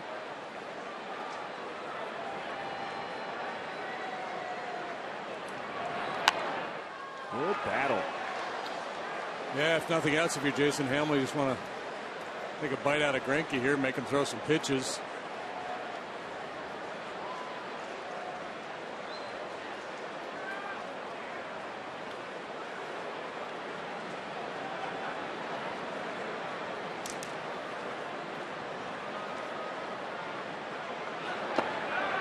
Two and two. The Pelicans on Sunday. Myrtle Beach hosted Ronnie Rybar, who underwent a prostate exam during the 7th inning stretch and then sang "Take Me Out to the Ball Game" on Prostate Cancer Awareness Night. The event was called the Two Knuckle Challenge. And did it to help raise funds for a young girl who was battling brain cancer. It's the second year they've done that.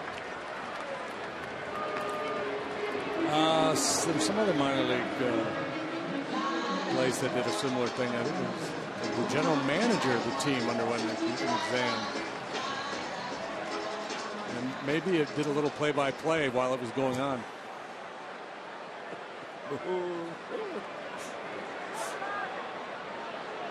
Russell struck out in the 3rd.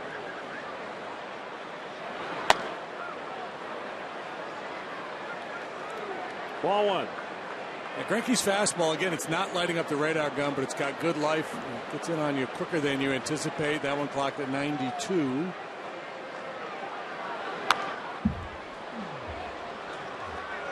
A little bit of a hesitation at the top of his delivery. These guys stringing bagels here tonight. These guys in cruise control.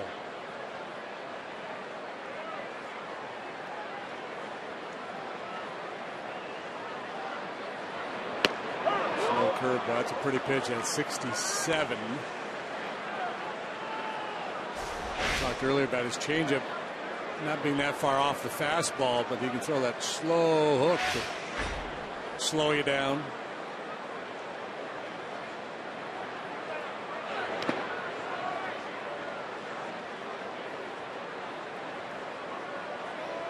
It's pretty creative out there, is Greinke. He's got a lot of weapons.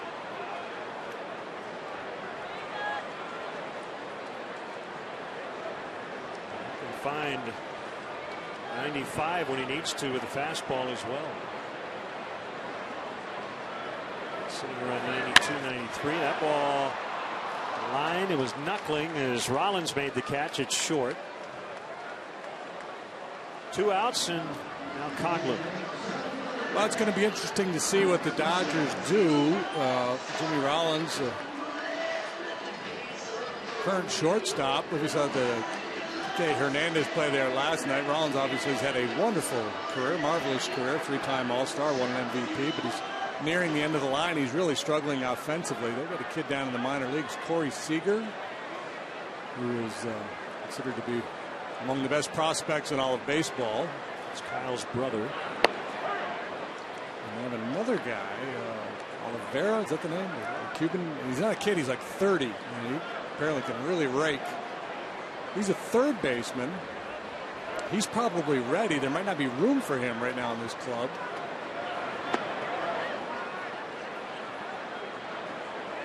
Yeah, 358. 13 games between AA and AAA for Hector Oliveira. Yeah, and then, he's 30 years old. He's quite a resume for playing in Cuba, so they're paying him a lot of money. We may see him here at some point in the second half, if not sooner.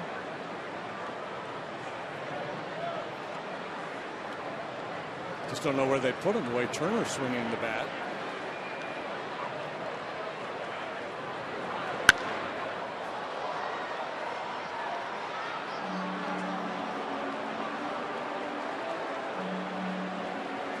Think of the Dodgers, immediately you think of the core veterans here, the high payroll guys. The payroll is like $271 million, but their farm system is very well regarded. They've got a lot of good young players coming.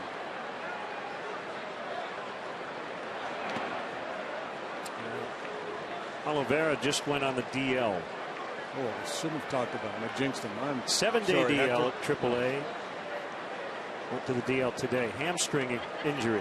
6 years, $62.5 million was the contract. Injured himself on Saturday.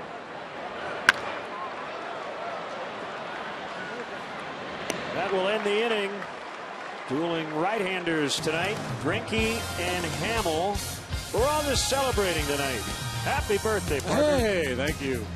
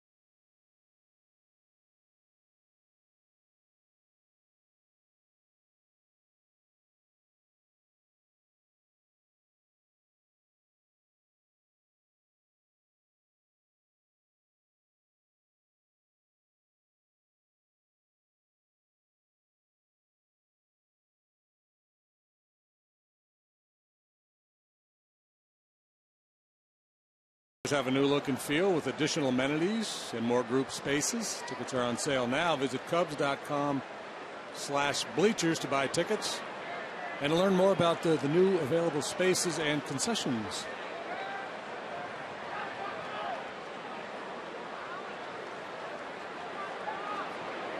We start the sixth in a scoreless tie. Jimmy Rollins, 15 years with the Phillies, now a member of the Dodgers. He debuted at this level in 2000. Piled up some big numbers. 2,358 hits, 489 doubles, 112 triples, 224 3 home runs and 459 steals. Former MVP. Yeah, you know, you can make a case for Rollins as a Hall of Famer. The numbers he's put up, playing at the shortstop, a premium position, playing it at a high level.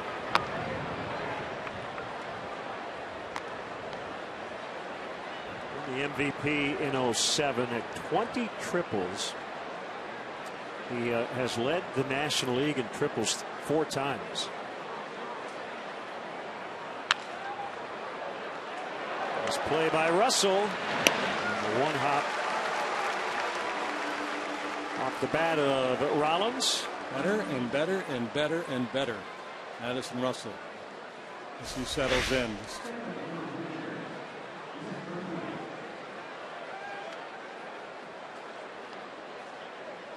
Remember, this is a kid that only played 5 games on the right side of the infield before getting called up to the big leagues.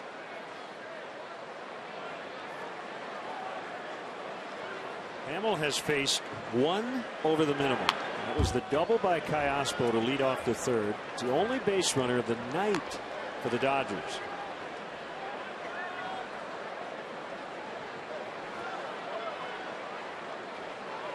Yeah, he threw, I think, 86 pitches in that 4-inning outing in Cleveland. Here he is in the 6th, and that was pitch number 73. Comeback action on the fastball at 93. It's 0-2. The Dodgers last year in this ballpark in September, 4-game series here at Wrigley, scored 37 runs, 9.3 per game. They have been held to 2 runs in about a game and a half to start this series.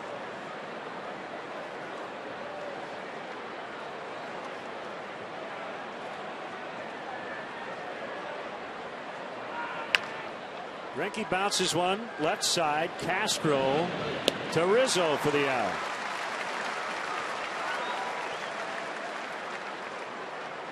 They do a lot of things well. They slug. They lead the league in home runs, extra base hits, slugging percentage, first and on base.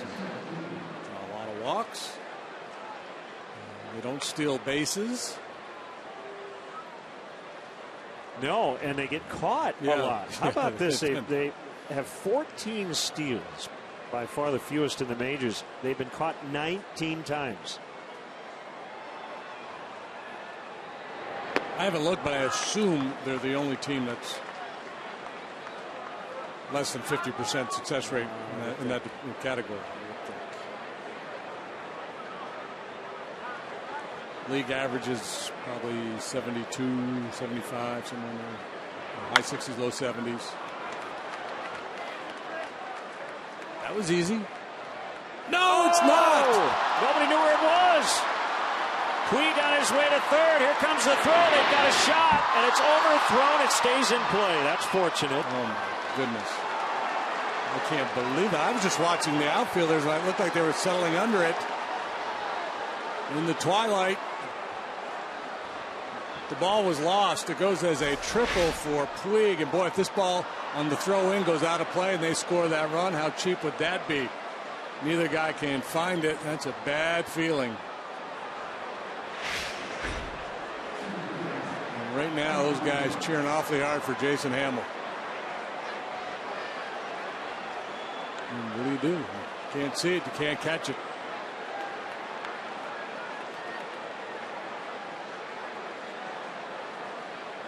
So it's Peterson. Thankfully, there are 2 outs. But Hamill still is going to have to make a pitch. Yeah, you gotta get back into it mentally, because when that ball goes off the bat, you're Jason Hamill. You've checked out. Okay, inning over. I'm heading to the dugout. Castro racing over. He's going to take it from Bryant, and the inning does come to an end. He had to throw 1 extra pitch. I guess the slugging against will go up a little bit as well, but we remain 0-0.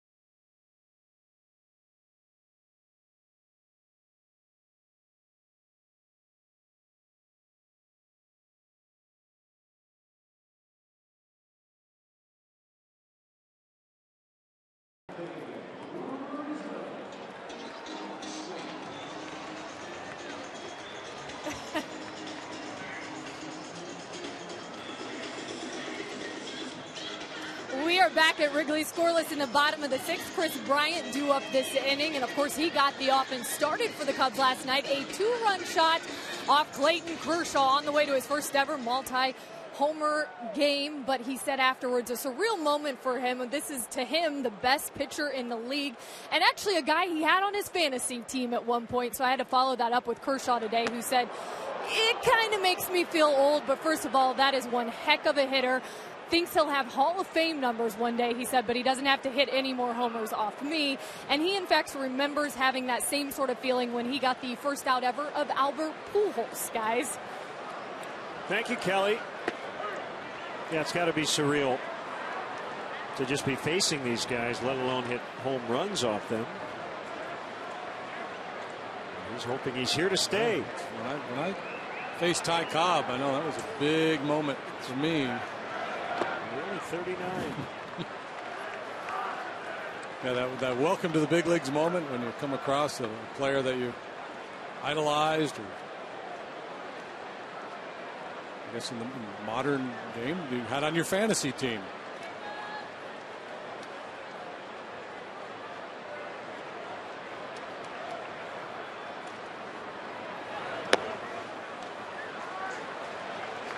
Three and one.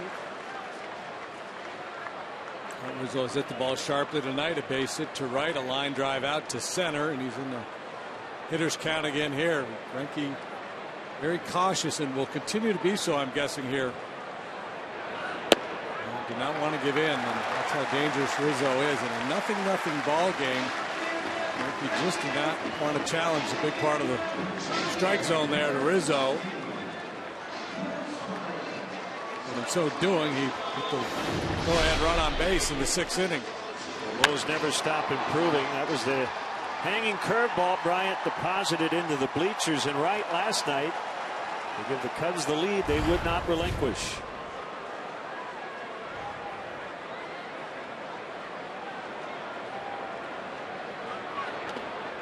Kershaw one night, Greinke the next. Getting the Saturday crossword followed up by a level 4 Sudoku.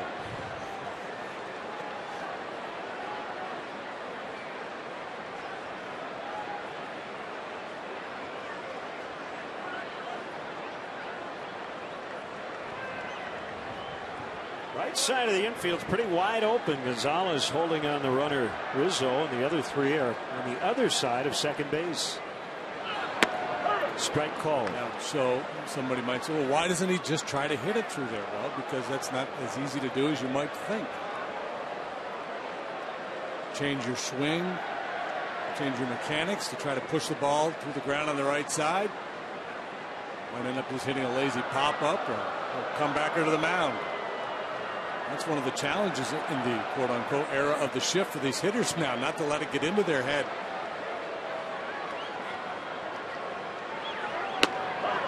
Curve at 74. It's 1-2.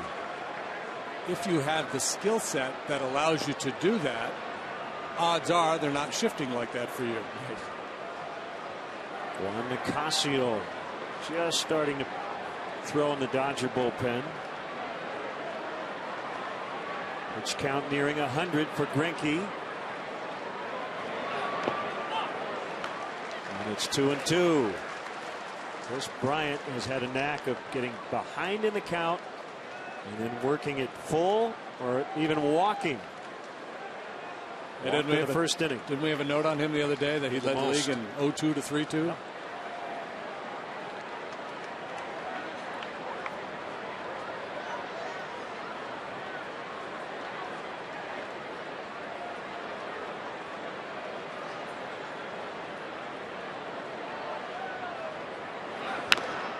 Joe Madden has a wonderful way of saying things, saying a lot of different things, and one of the more recent ones was talking about Bryant's 2-home run game last night and how power hitters, they hit home run in streaks, and he called it clumpy because they come in clumps, so they're clumpy, and he thinks he might get a little clumpy here in the coming days. Great description of it. Yep.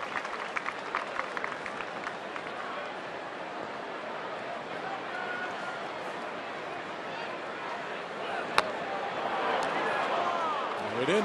There you go. 1-2 to 3-2 in this at bat. That takes a toll on a pitcher too. You've got the jump on a hitter, a dangerous hitter. You've got him down in a vulnerable situation. You're hoping he's going to chase your pitch. And now you're kind of pushed back into the corner because he's been so patient.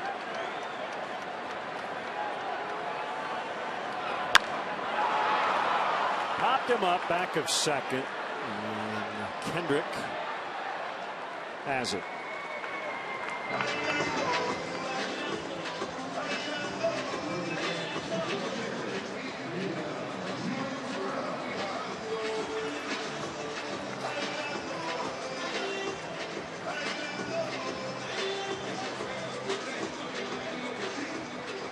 Now Montero fly to right in the first, single to right center to lead off the fourth, but he never got into scoring position.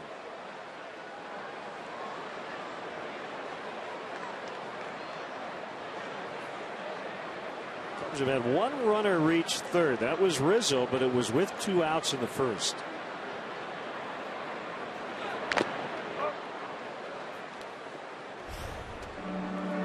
So we just mentioned, Greinke earlier in the ballgame, last 8 starts without a win, but a sub-2 ERA, and I can't look at it for more than 5 seconds. He's intimidating the heck out of me in the glare.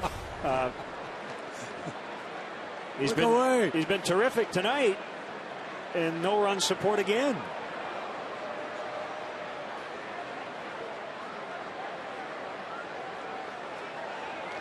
What he's done lately is very hard to do. It's difficult to go 8 straight starts if you're Zach Greinke without a win, but then to have a sub-2. Yeah, and he's doing that on a team that scores a lot of runs. So he's just had bad timing.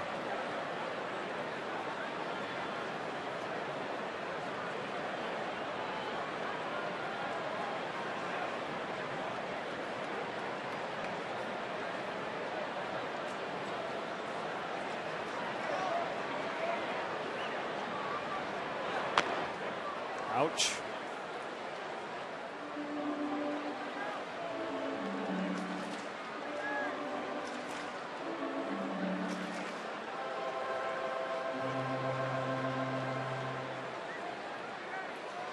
Five hits combined. Dodgers are 2 for 20. The Cubs are 3 out of 19.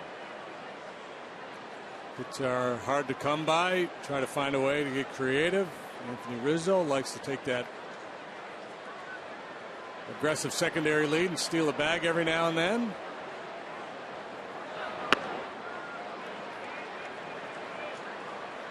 Some Brandon Hyde in his ear after each pitch, giving him the times on Greinke.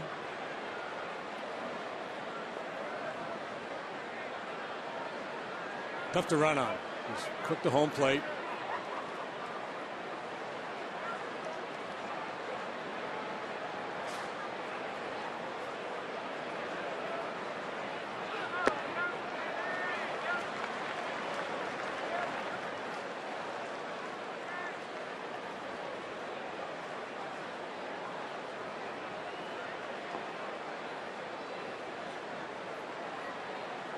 Usually only see Greinke once, maybe twice a year. We chronicled his struggles in this ballpark. He's got a little adjustment right there, kind of grabbed his jersey. And the first few times I saw him, I always thought, is something wrong with him in terms of an injury, back issues? He does that little twitch with his shoulder, but that's just what he does.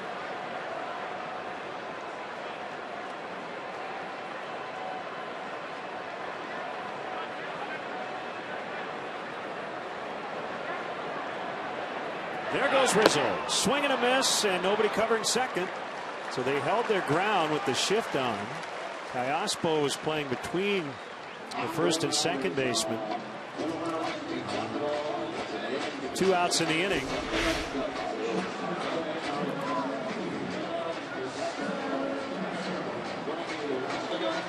Well, that was a mistake. Yeah, Kendrick like and nobody's Rollins are home. chatting. Yeah. Some confusion as to who had the bag there.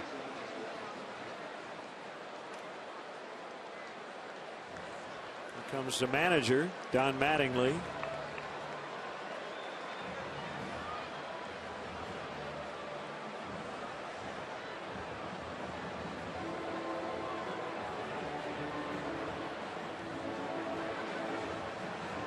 So it'll be Castro with a runner at second and 2 outs.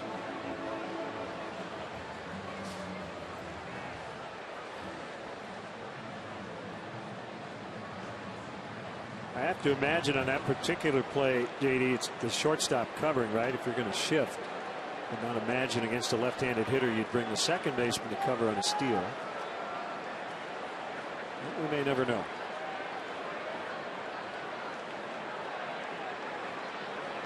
Well, Starlin's come up with some big hits here the last couple of weeks. Let's see if he can deliver again tonight.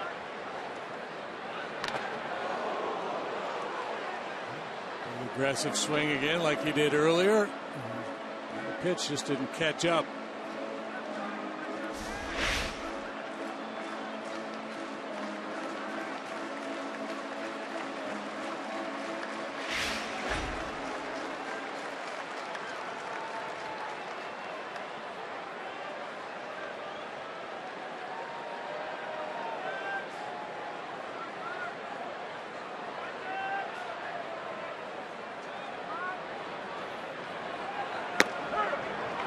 Didn't have to be. Pitcher's strike for sure. 0-2.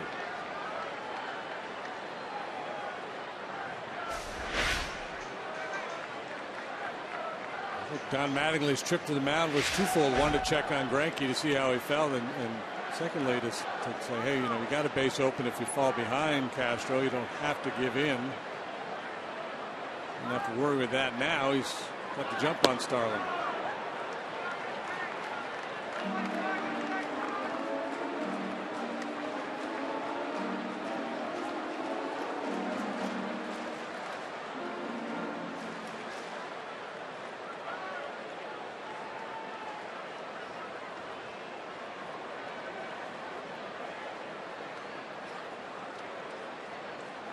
Trying to convert a leadoff walk into the go-ahead run. 1-2. Ground ball to short, right at Rollins. And the inning comes to an end. So we'll head off to the 7th without a run to date.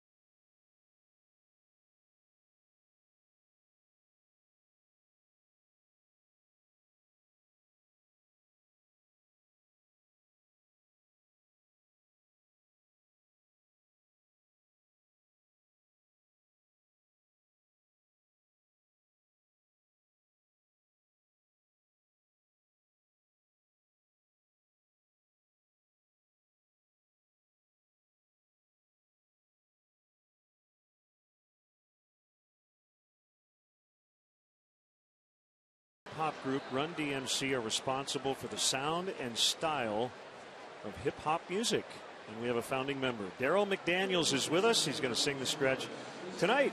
It's an honor. How are you, sir? Thank you. It's really, really cool being here for the first time. So when was Run DMC? When did you guys start the band?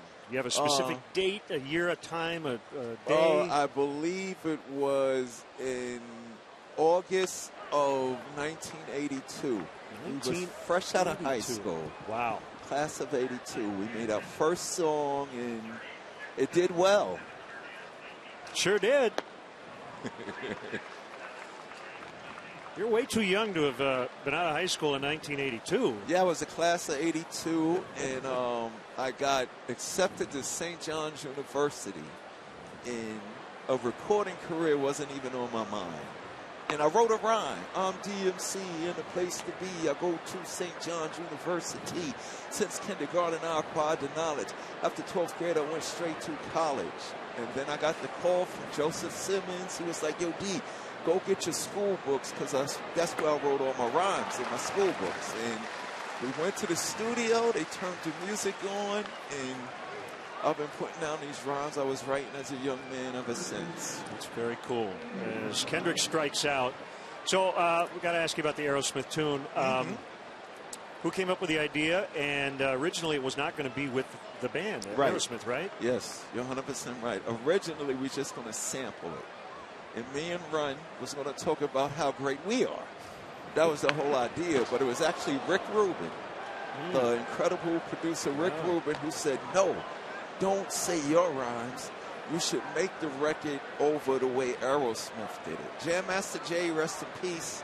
Jay was like, yo, that might be a great idea. Me and Ron was like, hold up, slow up. Y'all taking this rock rap stuff too far. And with a little coaxing, you know what I'm saying, a little bit of screaming at me and Ron, Joey, Darryl, y'all get in there and do that record. We did it. But the cool thing is Rick brought Steven Tyler and Joe Perry to the studio to do it with us. And I think that was the thing that caught the world by surprise, because then it became a tribute and a celebration of rock and roll. And at the same time, it allowed hip-hop to be considered as a legitimate form of music. Right, and it also kind of, it helped Aerosmith too.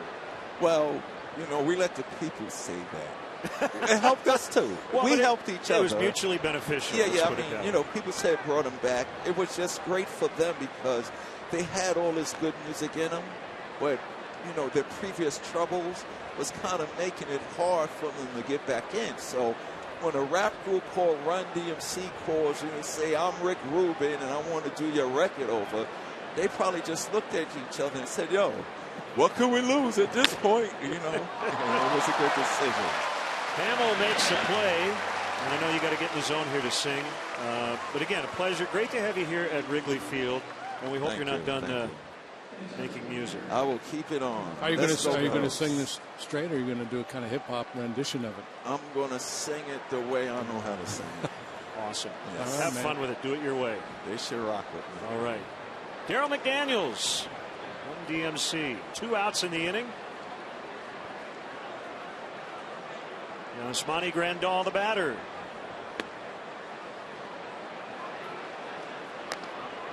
What a cool guy. That's a great story about when they got together with Aerosmith.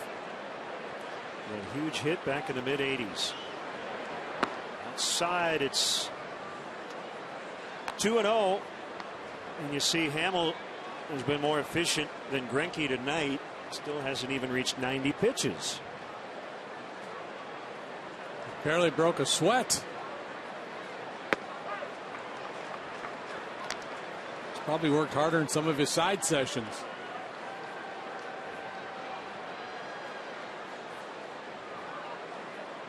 Run DMC was inducted into the Rock and Roll Hall of Fame in 2009. There's a strike on Mike Baxter.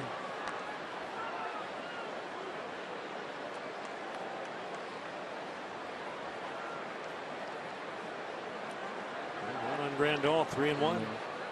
Mask wearing Union. 3-2. It's an elevated game of catch he's playing right there. 3-1. Obviously doesn't want to walk him, but enough confidence in that slider where he far less likely going to get hurt as opposed to a challenge fastball there on 3-1. Swing and a miss. Let's do the 7th inning stretch. Tonight's guest conductor for Take Me Out to the Ball Game, Darryl McDaniels of Run DMC. All right, Cub fans, let me hear you. It goes a 1, a 2, a 3. Take me out to the ball game. Take me out to the crowd.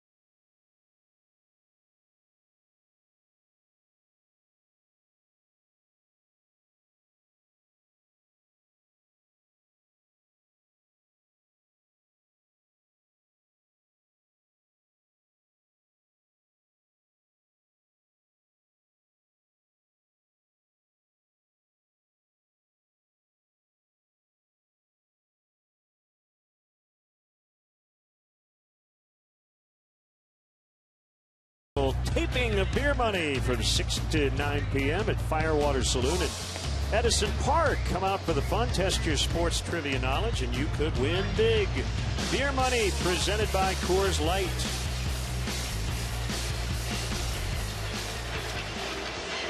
Juan Nicasio in the bottom of the 7th. The former Rocky working out of the Dodger bullpen. He's made one start, but everything else out of the pen. 1-2 with a 1.93 ERA. So he's settled in nicely here with the Dodgers.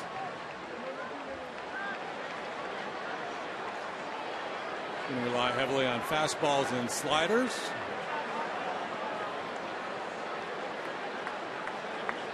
Velocity sitting right around 95 miles an hour.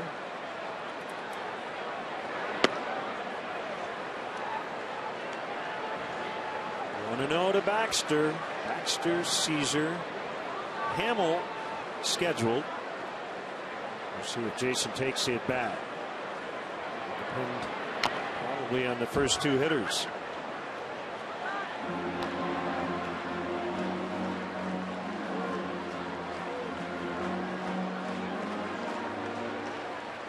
Zach Greinke, the only thing he didn't do tonight is hit a home run.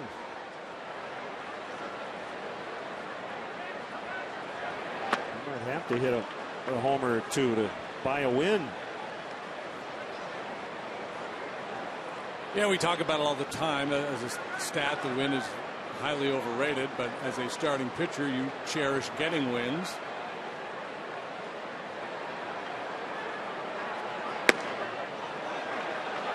Ball strike 3. It's pretty firm right there.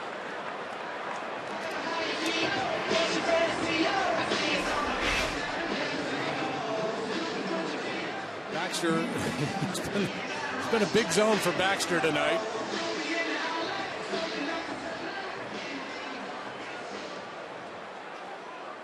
Sounds like a children's book or something. Big zone for Baxter.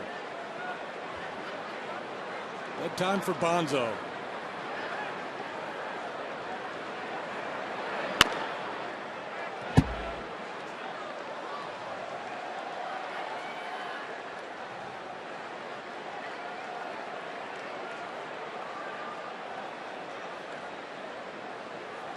So the lefty Liberatore, we saw him last night.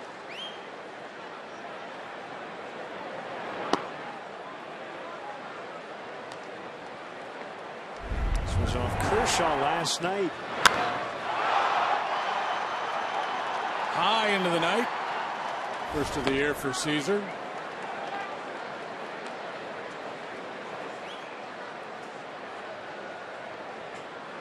We have to send out happy birthday wishes to Cub fan Kathy Schiefsky, celebrating birthday tonight. Son Steve wanted to make sure we pass that along.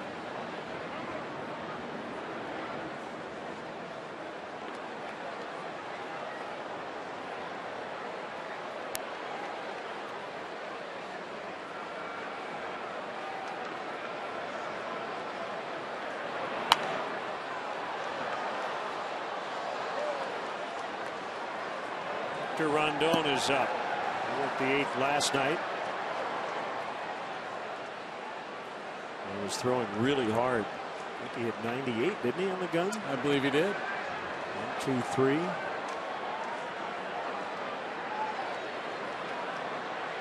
Two balls, 2 strikes. Here it comes. High in the air. Peterson in center. For the second out.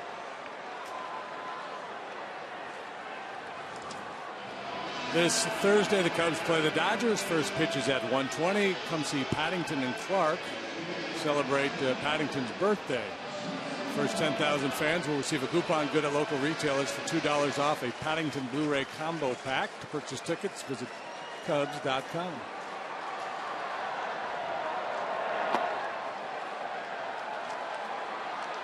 I think if there were a good chance to score a run here, if they're a man aboard, man in scoring position, Joe Madden would probably have hit for Hamill.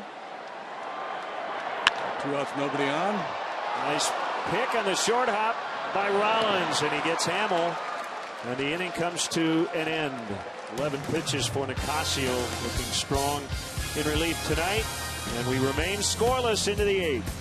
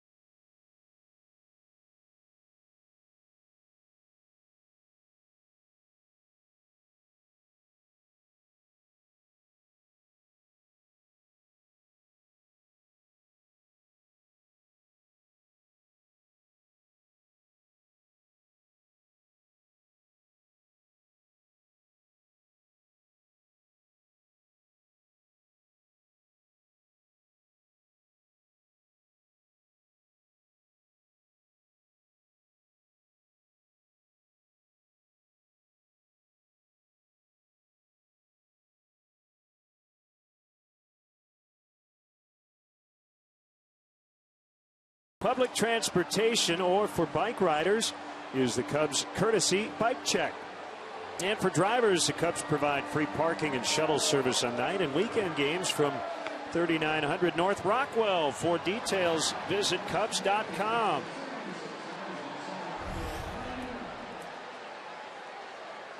Jason Hamill kind of felt like he had this one in him tonight. 9 innings combined in his last 2 starts. And he has been strong this evening. Yeah, barely threatened. Leadoff double by Callaspo in the 3rd. And the 3 quick outs. A couple infield pops and a fly to center. And then a 2-out triple by Puig, but that was just a lazy fly ball to shallow right center that Axer and Caesar couldn't find in the twilight sky. Very little hard contact against Hamill here tonight.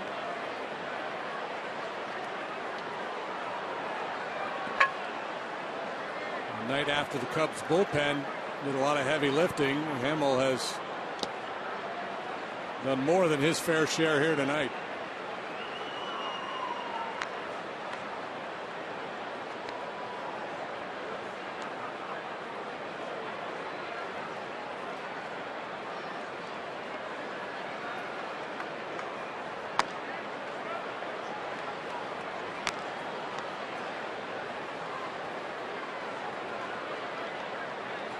Tell you, partner, if you forget everything else about tonight, I want you to remember one thing. Other than it's your birthday, hope it's been a good one.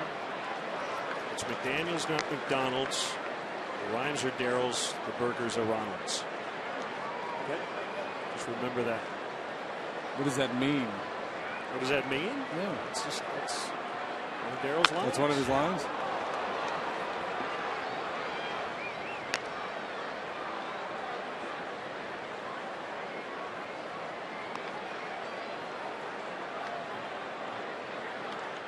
Sounds way better when he says it.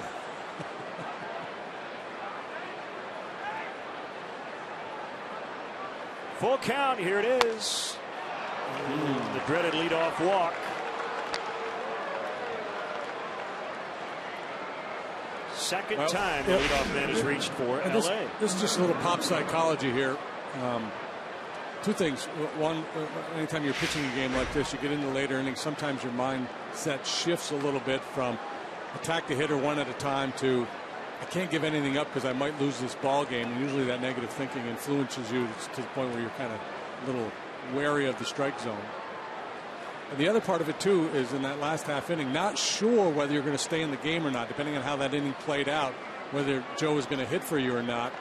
Sometimes as a pitcher you can start to check out a little bit there too, thinking you might be coming out of the ball game. not to make excuses, but just sometimes the mindset of the pitcher, that's where your head goes sometimes. You have to kind of rein it back in and get all your focus directed back to home plate and just the next pitch. All that matters is the next pitch. Iaspo bunts. Hamill will field and get it to Rizzo, and it's a sack for Iaspo. 1-3.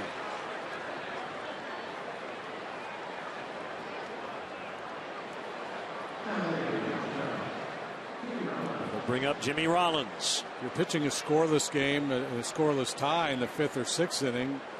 You're aggressive, you're attacking hitters, and you're thinking, well, if I give up a run, we still have plenty of time to score ourselves. Get into the 8th, and you're thinking, if I give up a run, there's a real good chance we just lost the ball game.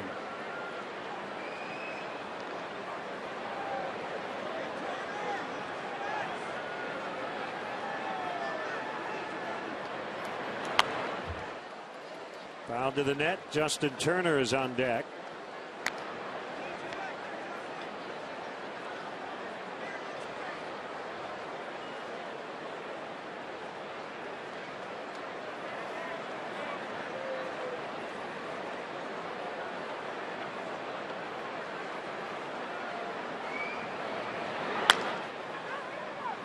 Hamill will get over to cover. And a pretty good toss by Rizzo. That one's always dangerous. Worry about that little backhand flip being off the mark. Runner at third now, 2 gone.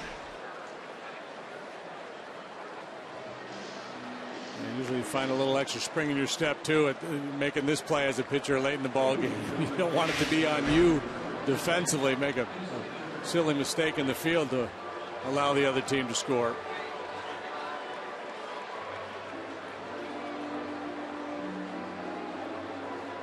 Comes Bazio with the Turner report. First little check on Hamill. How you feeling?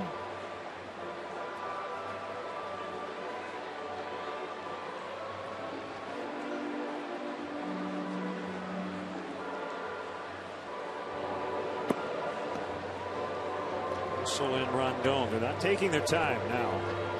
Cranking it up.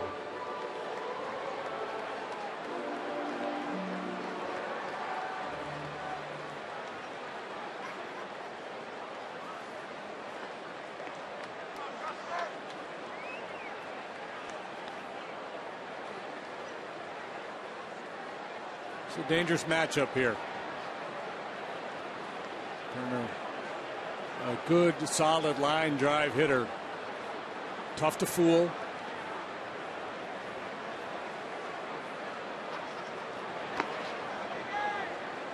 Blocked by the catcher Montero.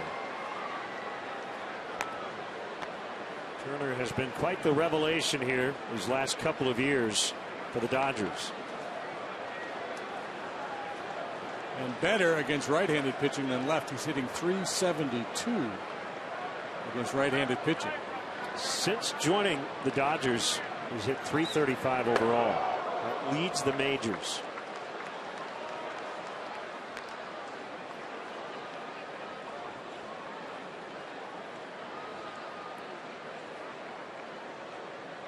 Yeah, so walk into any sports bar in the country and start having guys rattle off names of who the top hitters are in the game, and you're gonna go down about 100 names probably before you hear Turner.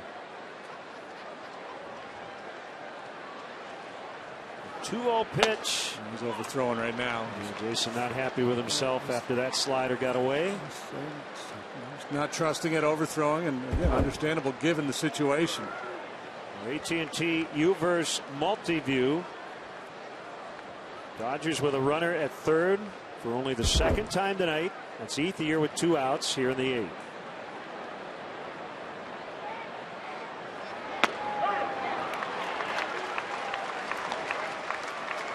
.30 slide ball.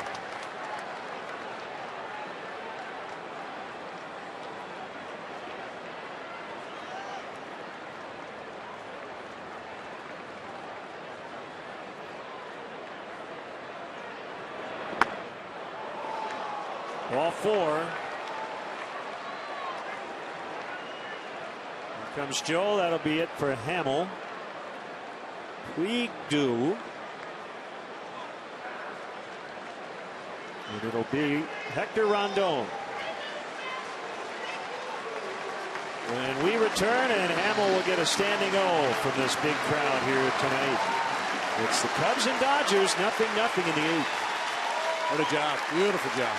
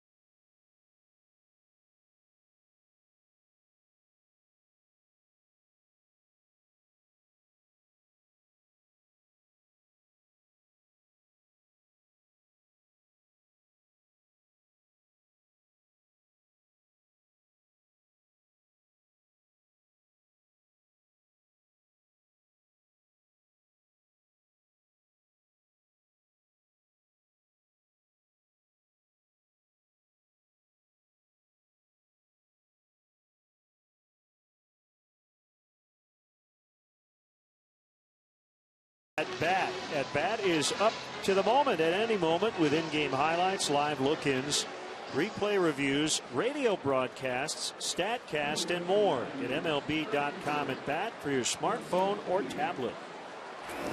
And the Weber sauces and seasonings call to the pen. Why grill with anything else? It is Hector Rondon.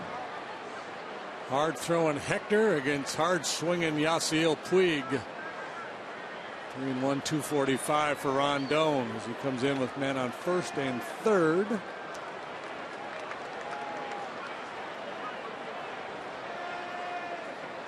Here we go.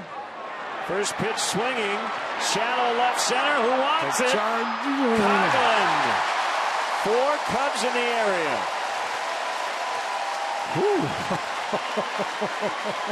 Oh boy, that was interesting.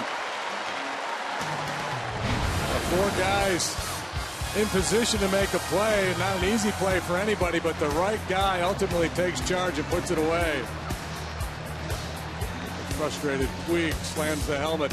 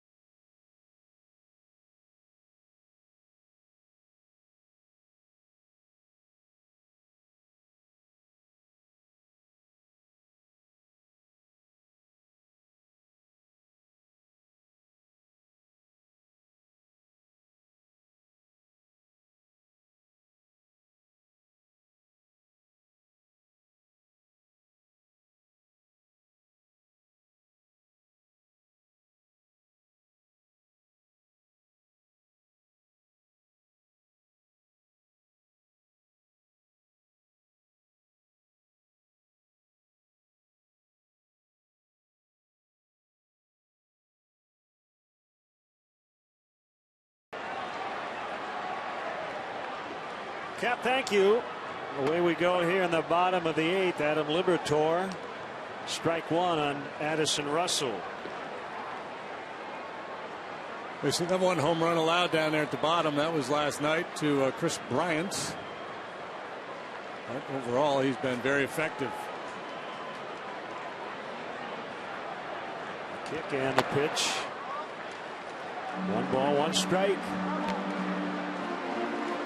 Yimi Garcia.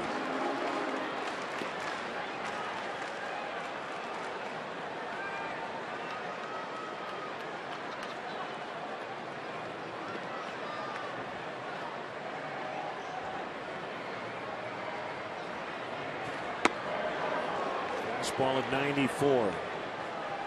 There's a 4-seamer. And he's ahead 1-2.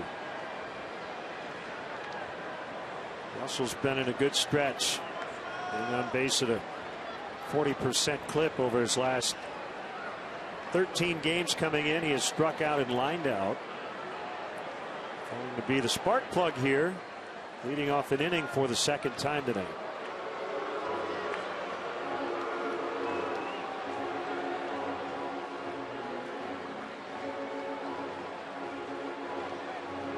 Yeah, it looks like he's tightened things up a little bit at the plate. You know, he'll still chase the occasional elevated fastball and maybe the breaking ball off the plate, but less so than when he first got started.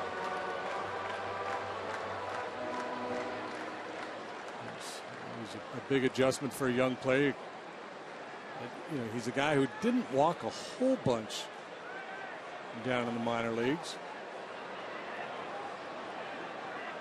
The term Joe uses is organizing the strike zone.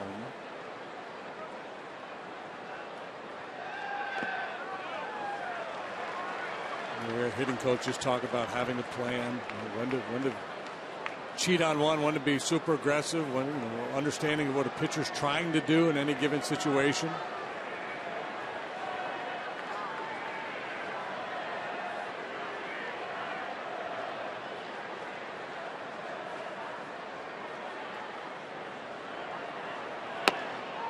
Swing and a miss, strike 3. Just got beat by some good gas right there.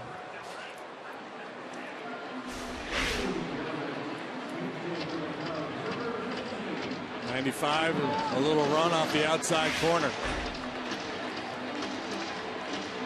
Here's Chris Denorfia. He'll bat for the other Chris, Oakland.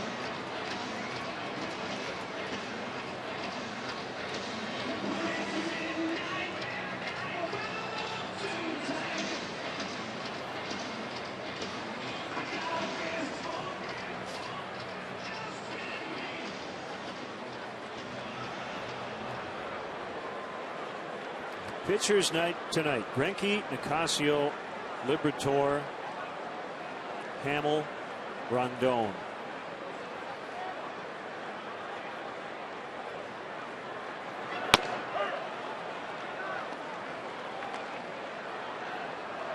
Ospo hugging the line at third. He falls down to his right. He'll land in foul territory.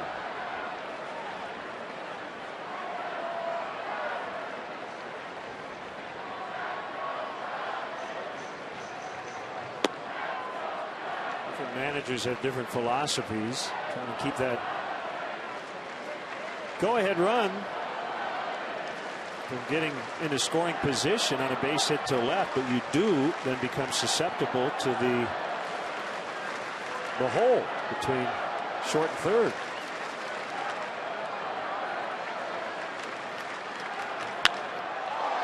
That's really not an issue here as that ball's hit to straightaway center, and Peterson. Yeah, you mentioned it earlier. He gets very good reads. A good aggressive route. And it was a ball like that last night that fooled him a little bit. This time, lets him go. Reads it quickly. Puts it away. And the irony is they're guarding the line there at third, but they were not playing no doubles in the outfield, not in center and right. They're a little deeper on the pull side, which you would expect, but they weren't playing no doubles in center and in right. Now they are. You saw Peterson there with that motion with his hand over his hat. That's telling the other guys in the outfield, we're playing no doubles here. Don't let the ball get behind you. Rizzo with 2 outs and nobody aboard. Lefty versus lefty. Kendrick is backed up at second.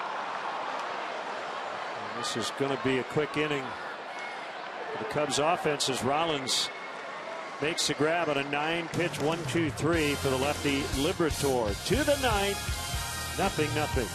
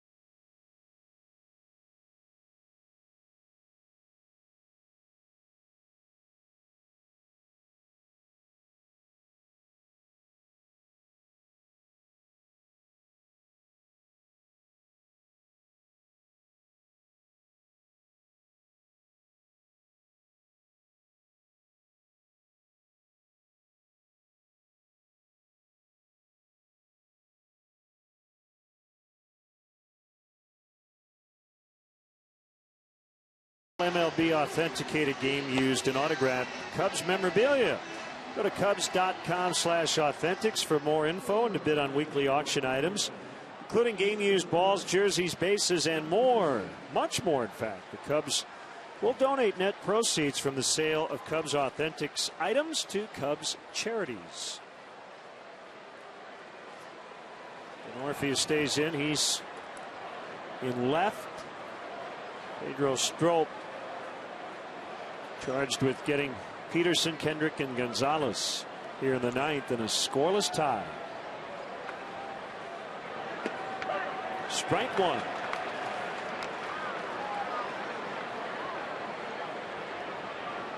Scoreless 7th last night for Strop.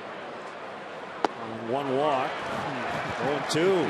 Sitting dead right there was Peterson. He's seen a lot of sliders and had a hard time with that pitch tonight. He missed that one by a foot.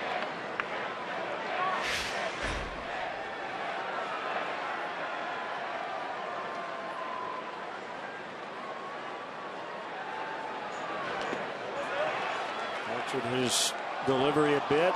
Could not get him to go after it. He's so clever out there. You know, he'll use that quick pitch delivery. This time he starts quickly, then he hesitated before delivering. A little scud up there, but almost got the swing for Peterson. What slider. Peterson with visions of a heroic swing of the bat, not willing to cut down on his swing, and really overmatched by the slider. Really pulled off that one.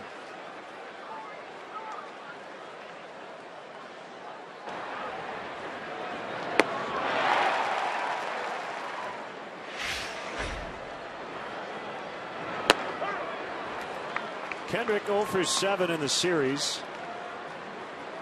And then with 3 career homers against the Cubs in 7 games. Strop can't get it. Castro. Will out at first. Looked like Starlin was thinking about barehanding it, but that would have been a very difficult play. And I think he made the right decision. Yeah. Obviously got the out. Yeah, well, that ball was moving pretty fast. Yeah, he uses both hands, but he did not take a lot of time to make the transfer. He didn't have a lot of time, and Rizzo with a good athletic play to finish it off.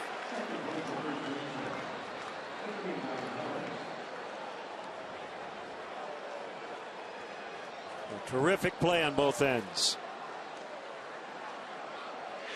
So 2 outs, and now Gonzalez. Lined into left center. And the inning's still alive for the Dodgers. Gonzalez has 2 hits now in the series, and they've both been in the 9th inning. In a losing effort last night. We don't know how it's going to play out this evening. Grandal will step in.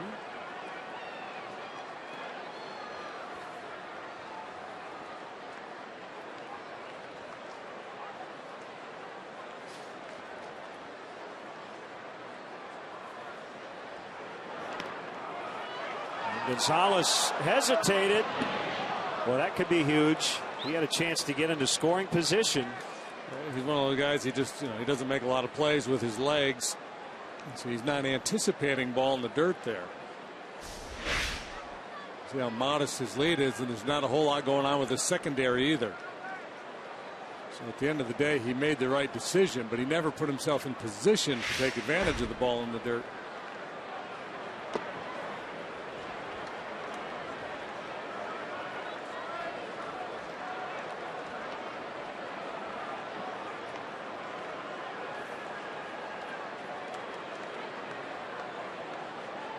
Cubs bullpen quiet. Strop works with 2 outs. 3-0. To recalibrate for Pedro. Detroit leading again at Cleveland 7-3 as they play the bottom of the 9th tonight. Tigers trying to make it 9-2 this year versus Cleveland. Miguel Cabrera 2 for 5. That makes him 26 out of 42 this year against the Indians. That means tonight his batting average has gone down against Cleveland. He came in hitting .649. He's the real life Clue Hayward.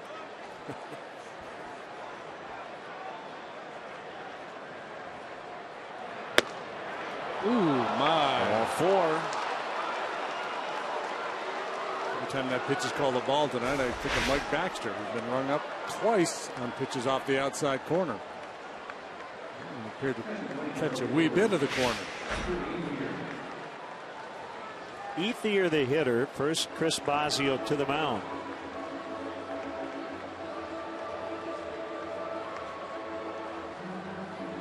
Pirates with a 7-6 lead at home over the Reds as they go to the 9th inning. Cardinals a winner tonight. 4-3 at Miami. Carlos Martinez got the win. Trevor Rosenthal is save number 22.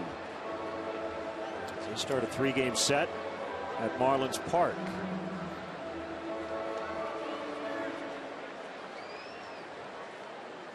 Jason Hayward hit his 8th home run. He's heating up. Hayward now 278 on the year.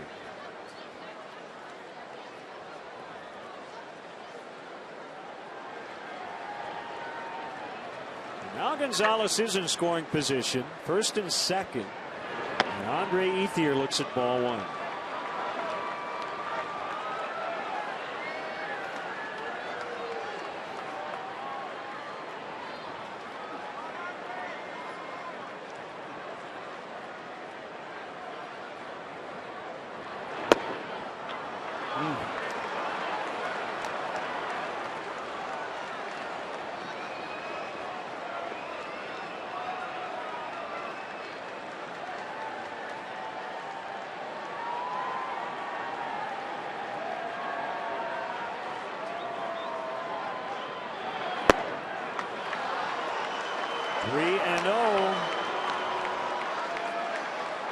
Kayaspo is on deck. Still quiet in the Cubs bullpen. Very quiet start to the inning. Strike out of Peterson. Kendrick retired on a nice play by Castro. And Gonzalez a single. Grandal walked. And it's 3-1 on Ethier.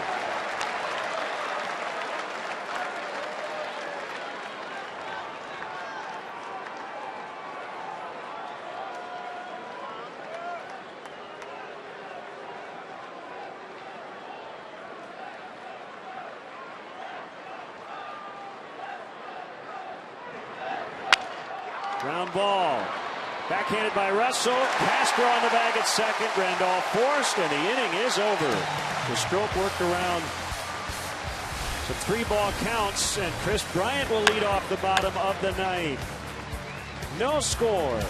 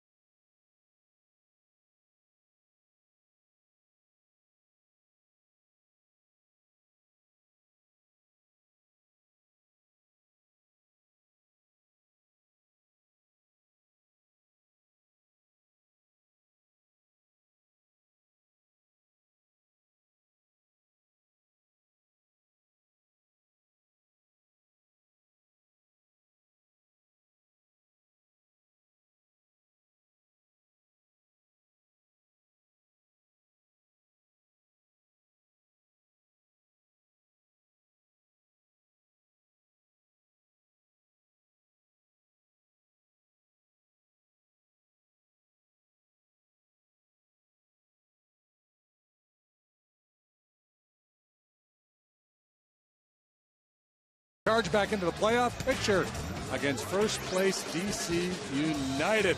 Throw out the record book when those two clubs get together. Coverage begins at 7 on CSN Plus. Yimi Garcia trying to get this game into the 10th. Saw Yimi last night. We'll see him again here tonight. He's got a 3.23 ERA. It's 2.02 against him. He's allowed 5 home runs in 30 innings. Well, those would work just fine.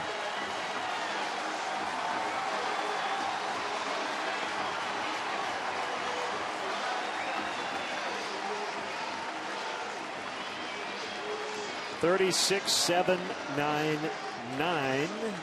Paid crowd tonight. Nobody's left. Tie ball game, 9th inning. Fastball, slider, occasional change. He gets a lot of swings and misses, but he is a fly ball pitcher, and sometimes fly balls end up in the seats. Dangerous combination in a tie game in the 9th. 6-1, 210. Here he comes, and Bryant pops it up. What a pitch. It's Kendrick.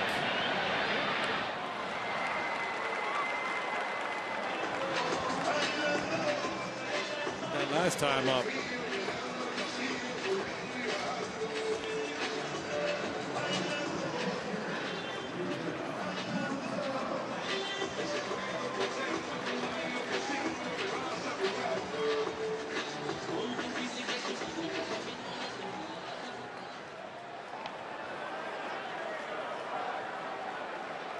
Rogers shift to the right side on the infield. They give him a lot of room in the outfield. Playing deep.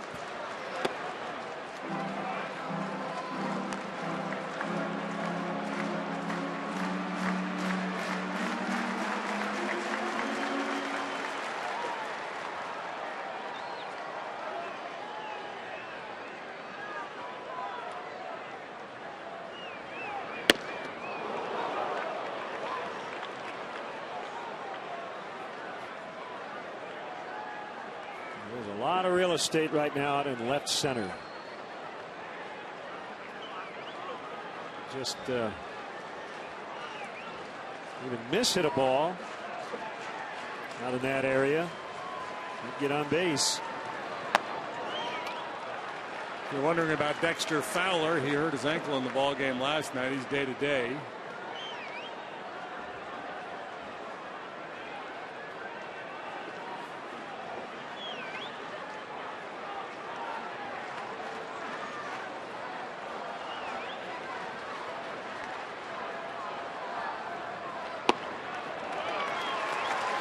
3-1.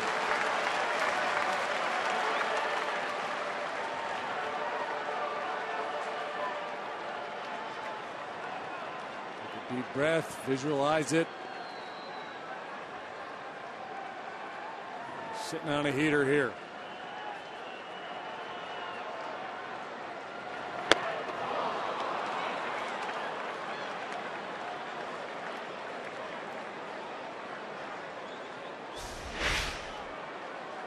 Good life on the heater. Let's see. Good aggressive swing by Montero. Nothing wrong with swinging hard as long as you're swinging at strikes. Bryant got that first pitch, but it was right there. He just missed it. And Montero came up empty on that swing. Strike 3 called. Montero out, 2 away. Didn't get the 3-1 fastball, then got rung up on the 3-2 pitch. Boy, that was a beautiful pitch. And on the edge at the bottom of the knees.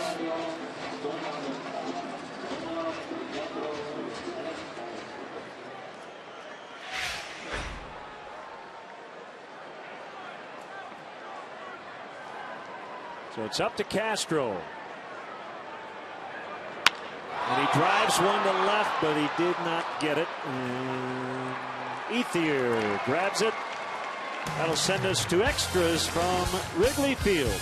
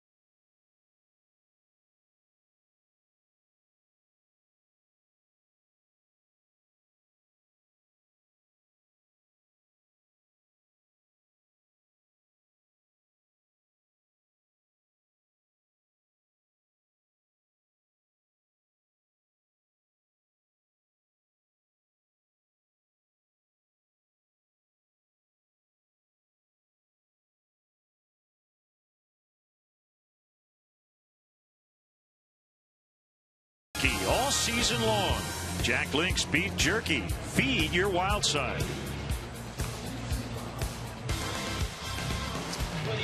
Well, Jason Mott's birthday was yesterday, and he got the save as he turned 33. He allowed a home run to Jock Peterson. But beyond that, nothing. That interrupted a long scoreless streak for Mott. He'd gone 13 appearances without allowing a run prior to that home run. Fourth game that's gone to extra innings for the Cubs in their last 11. They're 7-3 overall. Dodgers 3-2.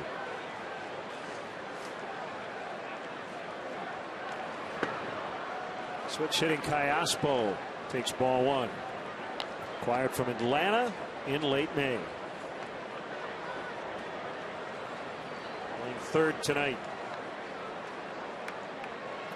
He has the Dodgers, well, at least one of their 3 hits, as that ball will be run down by Matt Caesar. Nicely done. Yeah, shortened up a little bit for Callaspo, who doesn't hit the ball over your head that often out there, but a pretty good charge in this one. Good read, good break by Caesar. You're going to see it right here. Off he goes at the crack of the bat.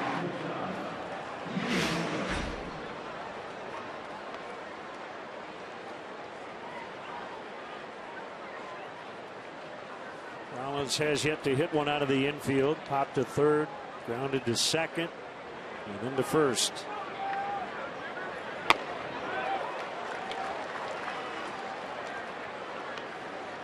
We'll have to assume Travis Wood is not available tonight. He went 3 1/3 last night.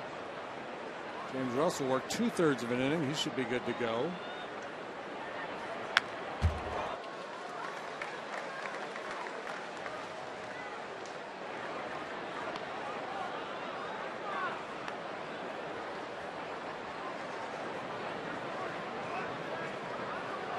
He is indeed good to go.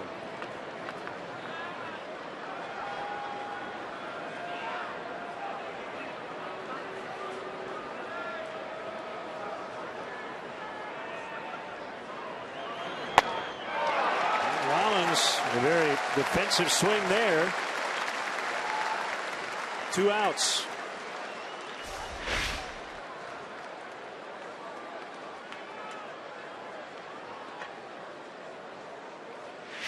High cheddar from Jason Mott. Alex Guerrero now in the pitcher's spot. Joel Peralta, if we remain tied. And the big guy on the left is their closer, Kenley Jansen. Cutter mania. And he has been nasty this year.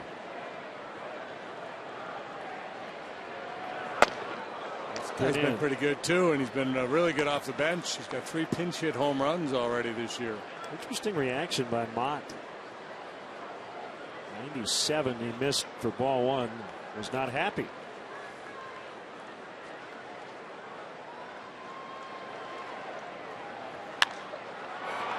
Running fastball is popped up.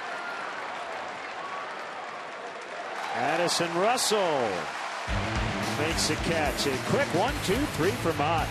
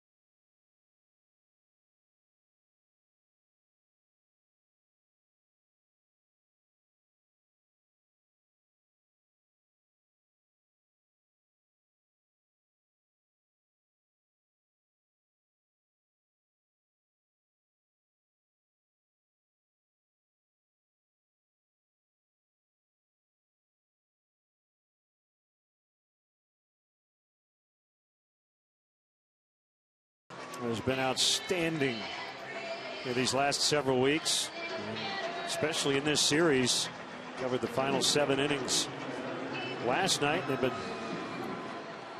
perfect tonight. Rondon, Strop, and Mott. And now the offense will try to get just 1 run, just 1 lousy run is all this team needs, right? That's not too many. Bullpen ERA of 156 for the Cubs over the last month. That's the best in baseball. Here's the veteran Joel Peralta, recently activated off the disabled list.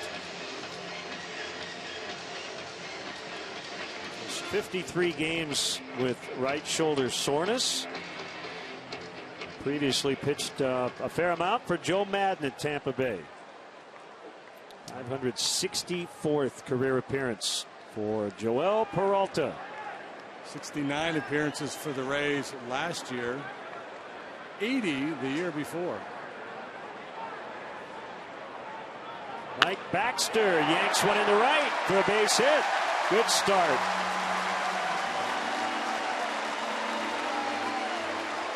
qualifies as a rally here tonight.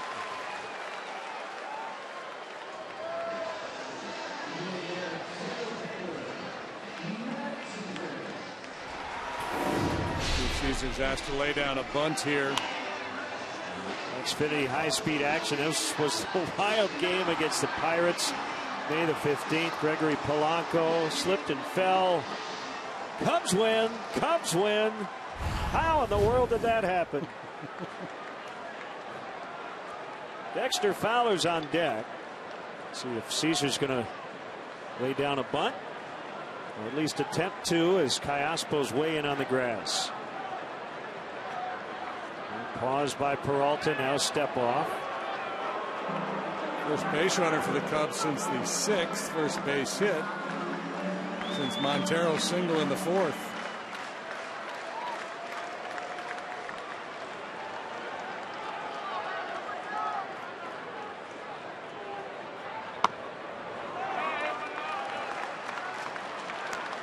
It was a fastball from Peralta. Yeah, Peralta's not one of those guys that comes out of the pen with the overpowering heater. He's a finesse guy. Real good splitter. Has a fair number of curveballs as well. Baxter got him on the first pitch of the inning. That was a curve. And the 1-0 just missed. 2 balls, no strikes. 2 ways to look at it. You're ahead in the count here. You might want to let Caesar try to swing away, or you could say this is a good time to bunt because you should get a strike. What would you do? I wouldn't bunt. Might even take one here and then play a little hit and run on 2 and 1.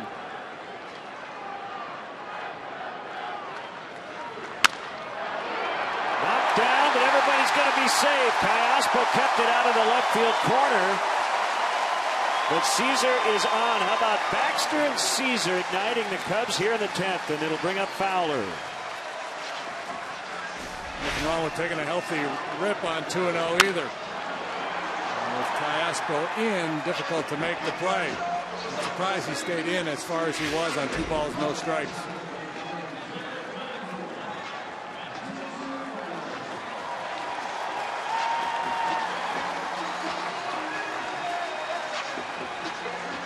See if Fowler will be in a bunting mode.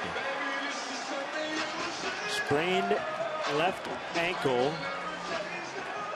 Has him day to day, but able to give his team a pinch hit appearance. Came out of the game in the 5th inning last night.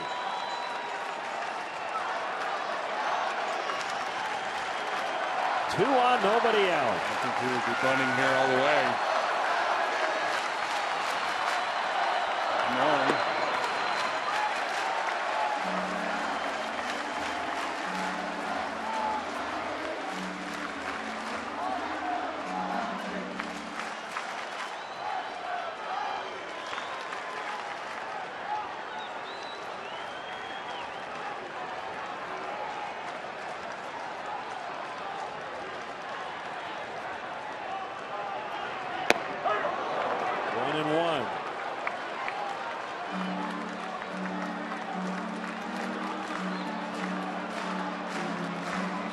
Bunting here.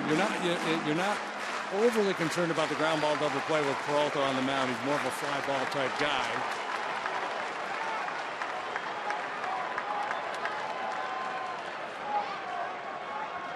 I just don't know about Fowler's ankle. Held. That's a big call. 2-1.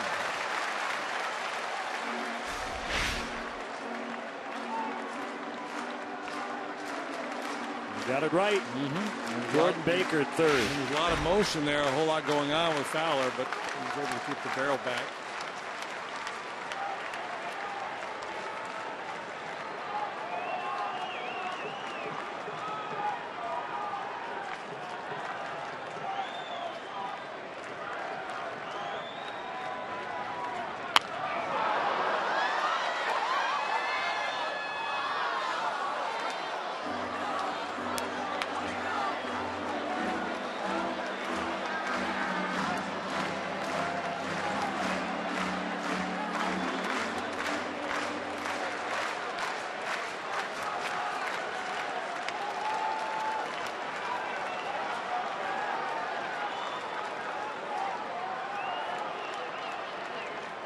Back-to-back singles. Baxter and Caesar to start this 10th inning.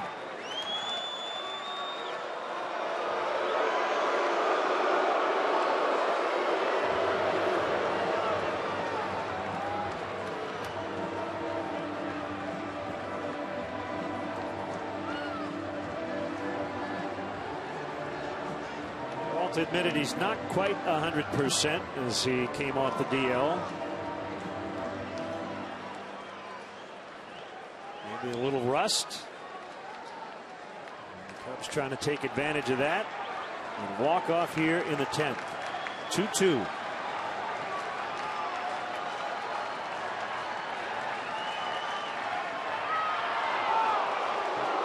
Jansen back up. The Dodger bullpen, and why not here, right? Talk about a high leverage situation. Wouldn't you want your best guy out there now? And he's missing bats at a ridiculous rate.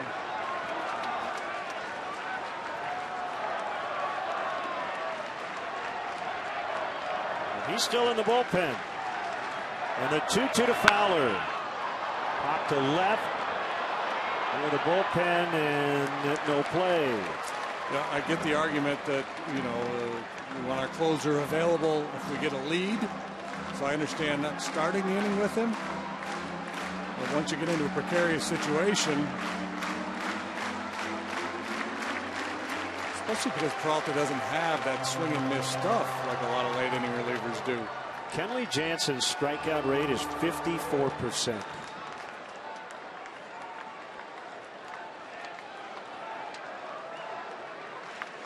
That's over half. Yes, it is. Another 2-2. Good take. It's full. Yeah, that's you know, one of the things about Fowler. He's always been a patient hitter. A lot of left-handed hitters are going to chase that splitter, diving out of the zone.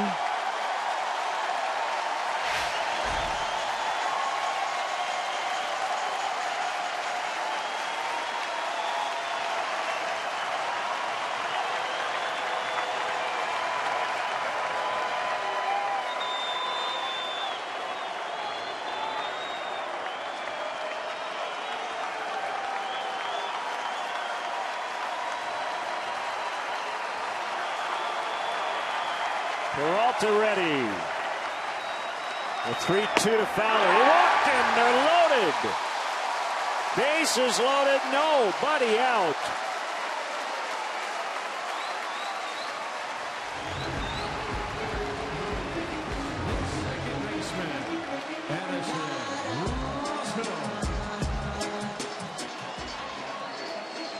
That's it. He's going to go with Jansen.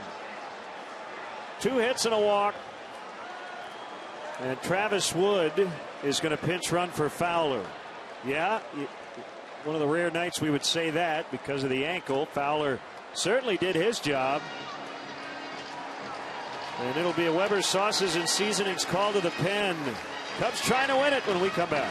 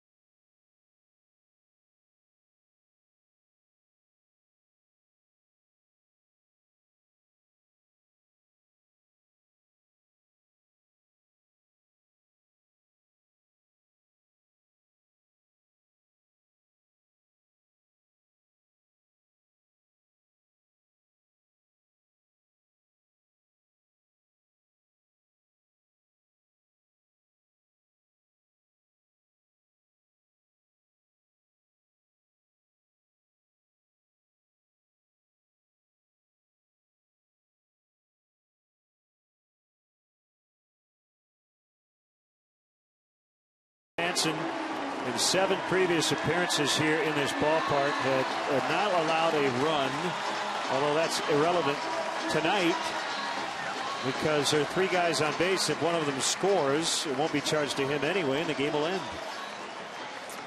Yeah, well, desperate times call for desperate measures. Don Mattingly had Peralta load the bases, and then he went to his big guy, Jansen.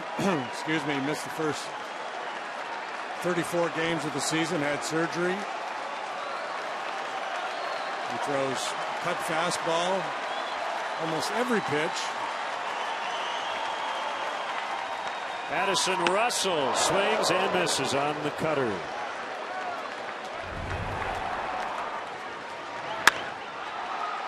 May 26th to beat the Nationals.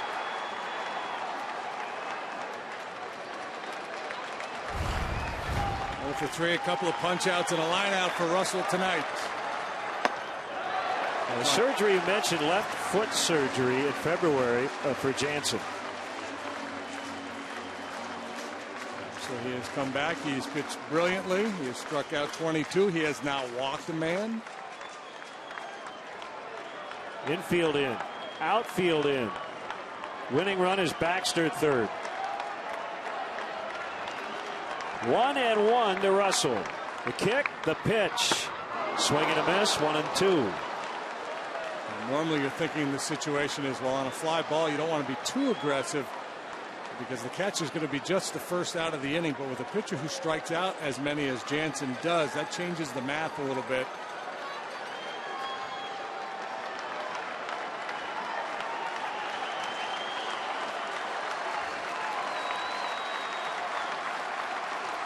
A 1-2.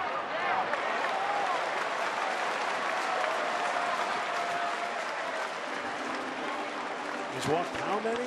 0.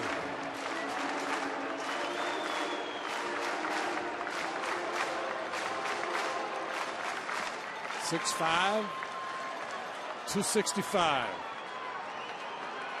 There's a little bit of large Lee Smith out there. Individual, yep. Curacao. 2-2 to Russell. Didn't mean to.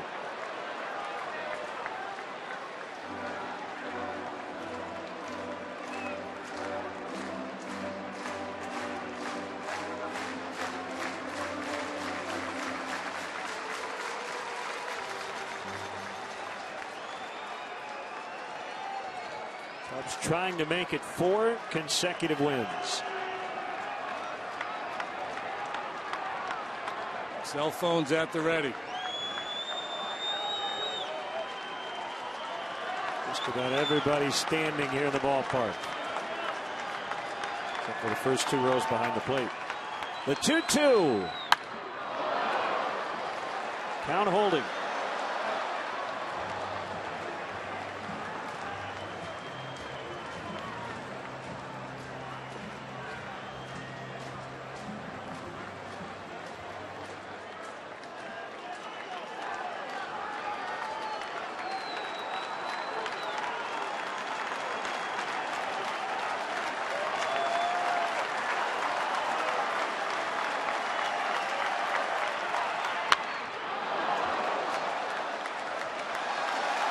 Watching Puig out there in right field. He looks kind of disinterested. I mean, as Jansen's coming set, he had his hat off. He was scratching his head. I mean, he was really late to get set for the pitch.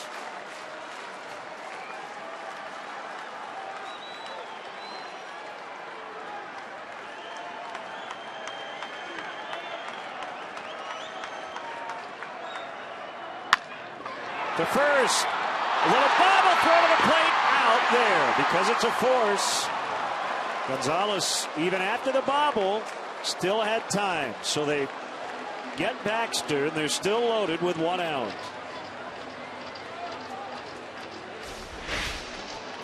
Gonzalez was thinking, too. He wanted to be quickly home and then race back to the bag for the return throw. Mishandled the ball.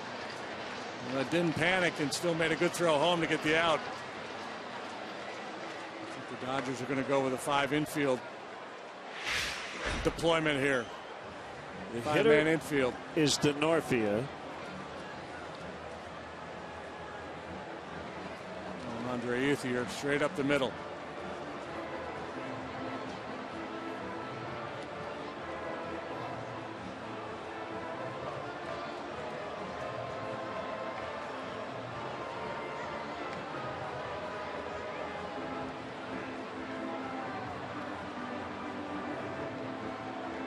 Don Mattingly played a little second and third, I think, for Lou Piniella, even though he was a left-handed and still is a left-handed thrower. Back in the day with the Yankees. Boy, could he pick it at first base. So he doesn't mind bringing a left-handed thrower and Ethier into the game. And he's basically playing second base. How about that? So now Puig and Peterson will cover the outfield. And I think Adrian Gonzalez is telling them one thing from first base, and somebody else in the dugout is telling them something else. So Peterson's confused as to where he needs to go. There's Peanut Bundy. They're giving up left field. Looks like it.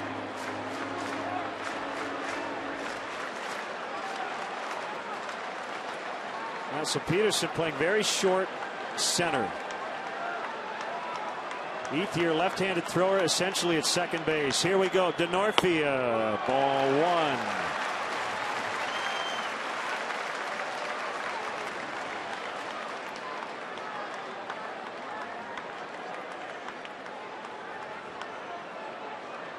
Don Zimmer might squeeze here.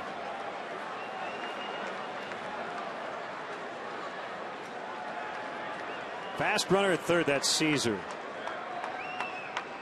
The pitch. It's a strike, it's 1-1.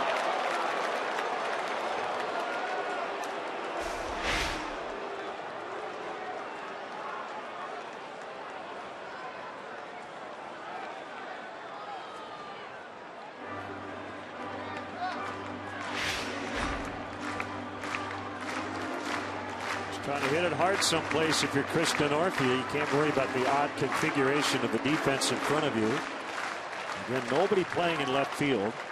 I'd like to try to stay inside the ball and get it airborne.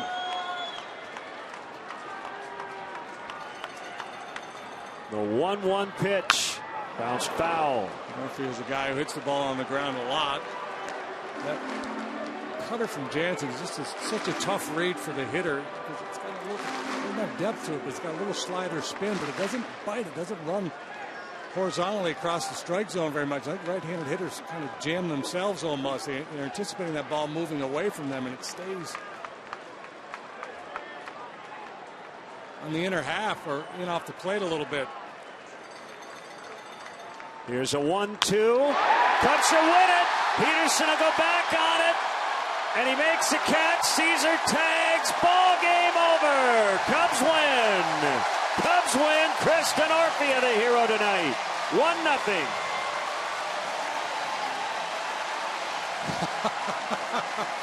Oh my. We started the night talking about all the rookies, the youngsters, and it's the veteran Denorfia who provides the game winner. Cubs are making a habit of this walk-off win thing. They've had a bunch of them.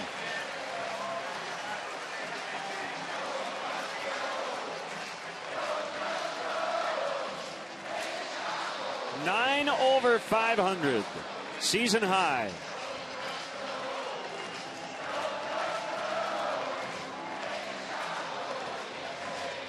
It was a night that the Cubs did not have many chances at all. But a big chance came their way here in the 10th, and they cashed it in.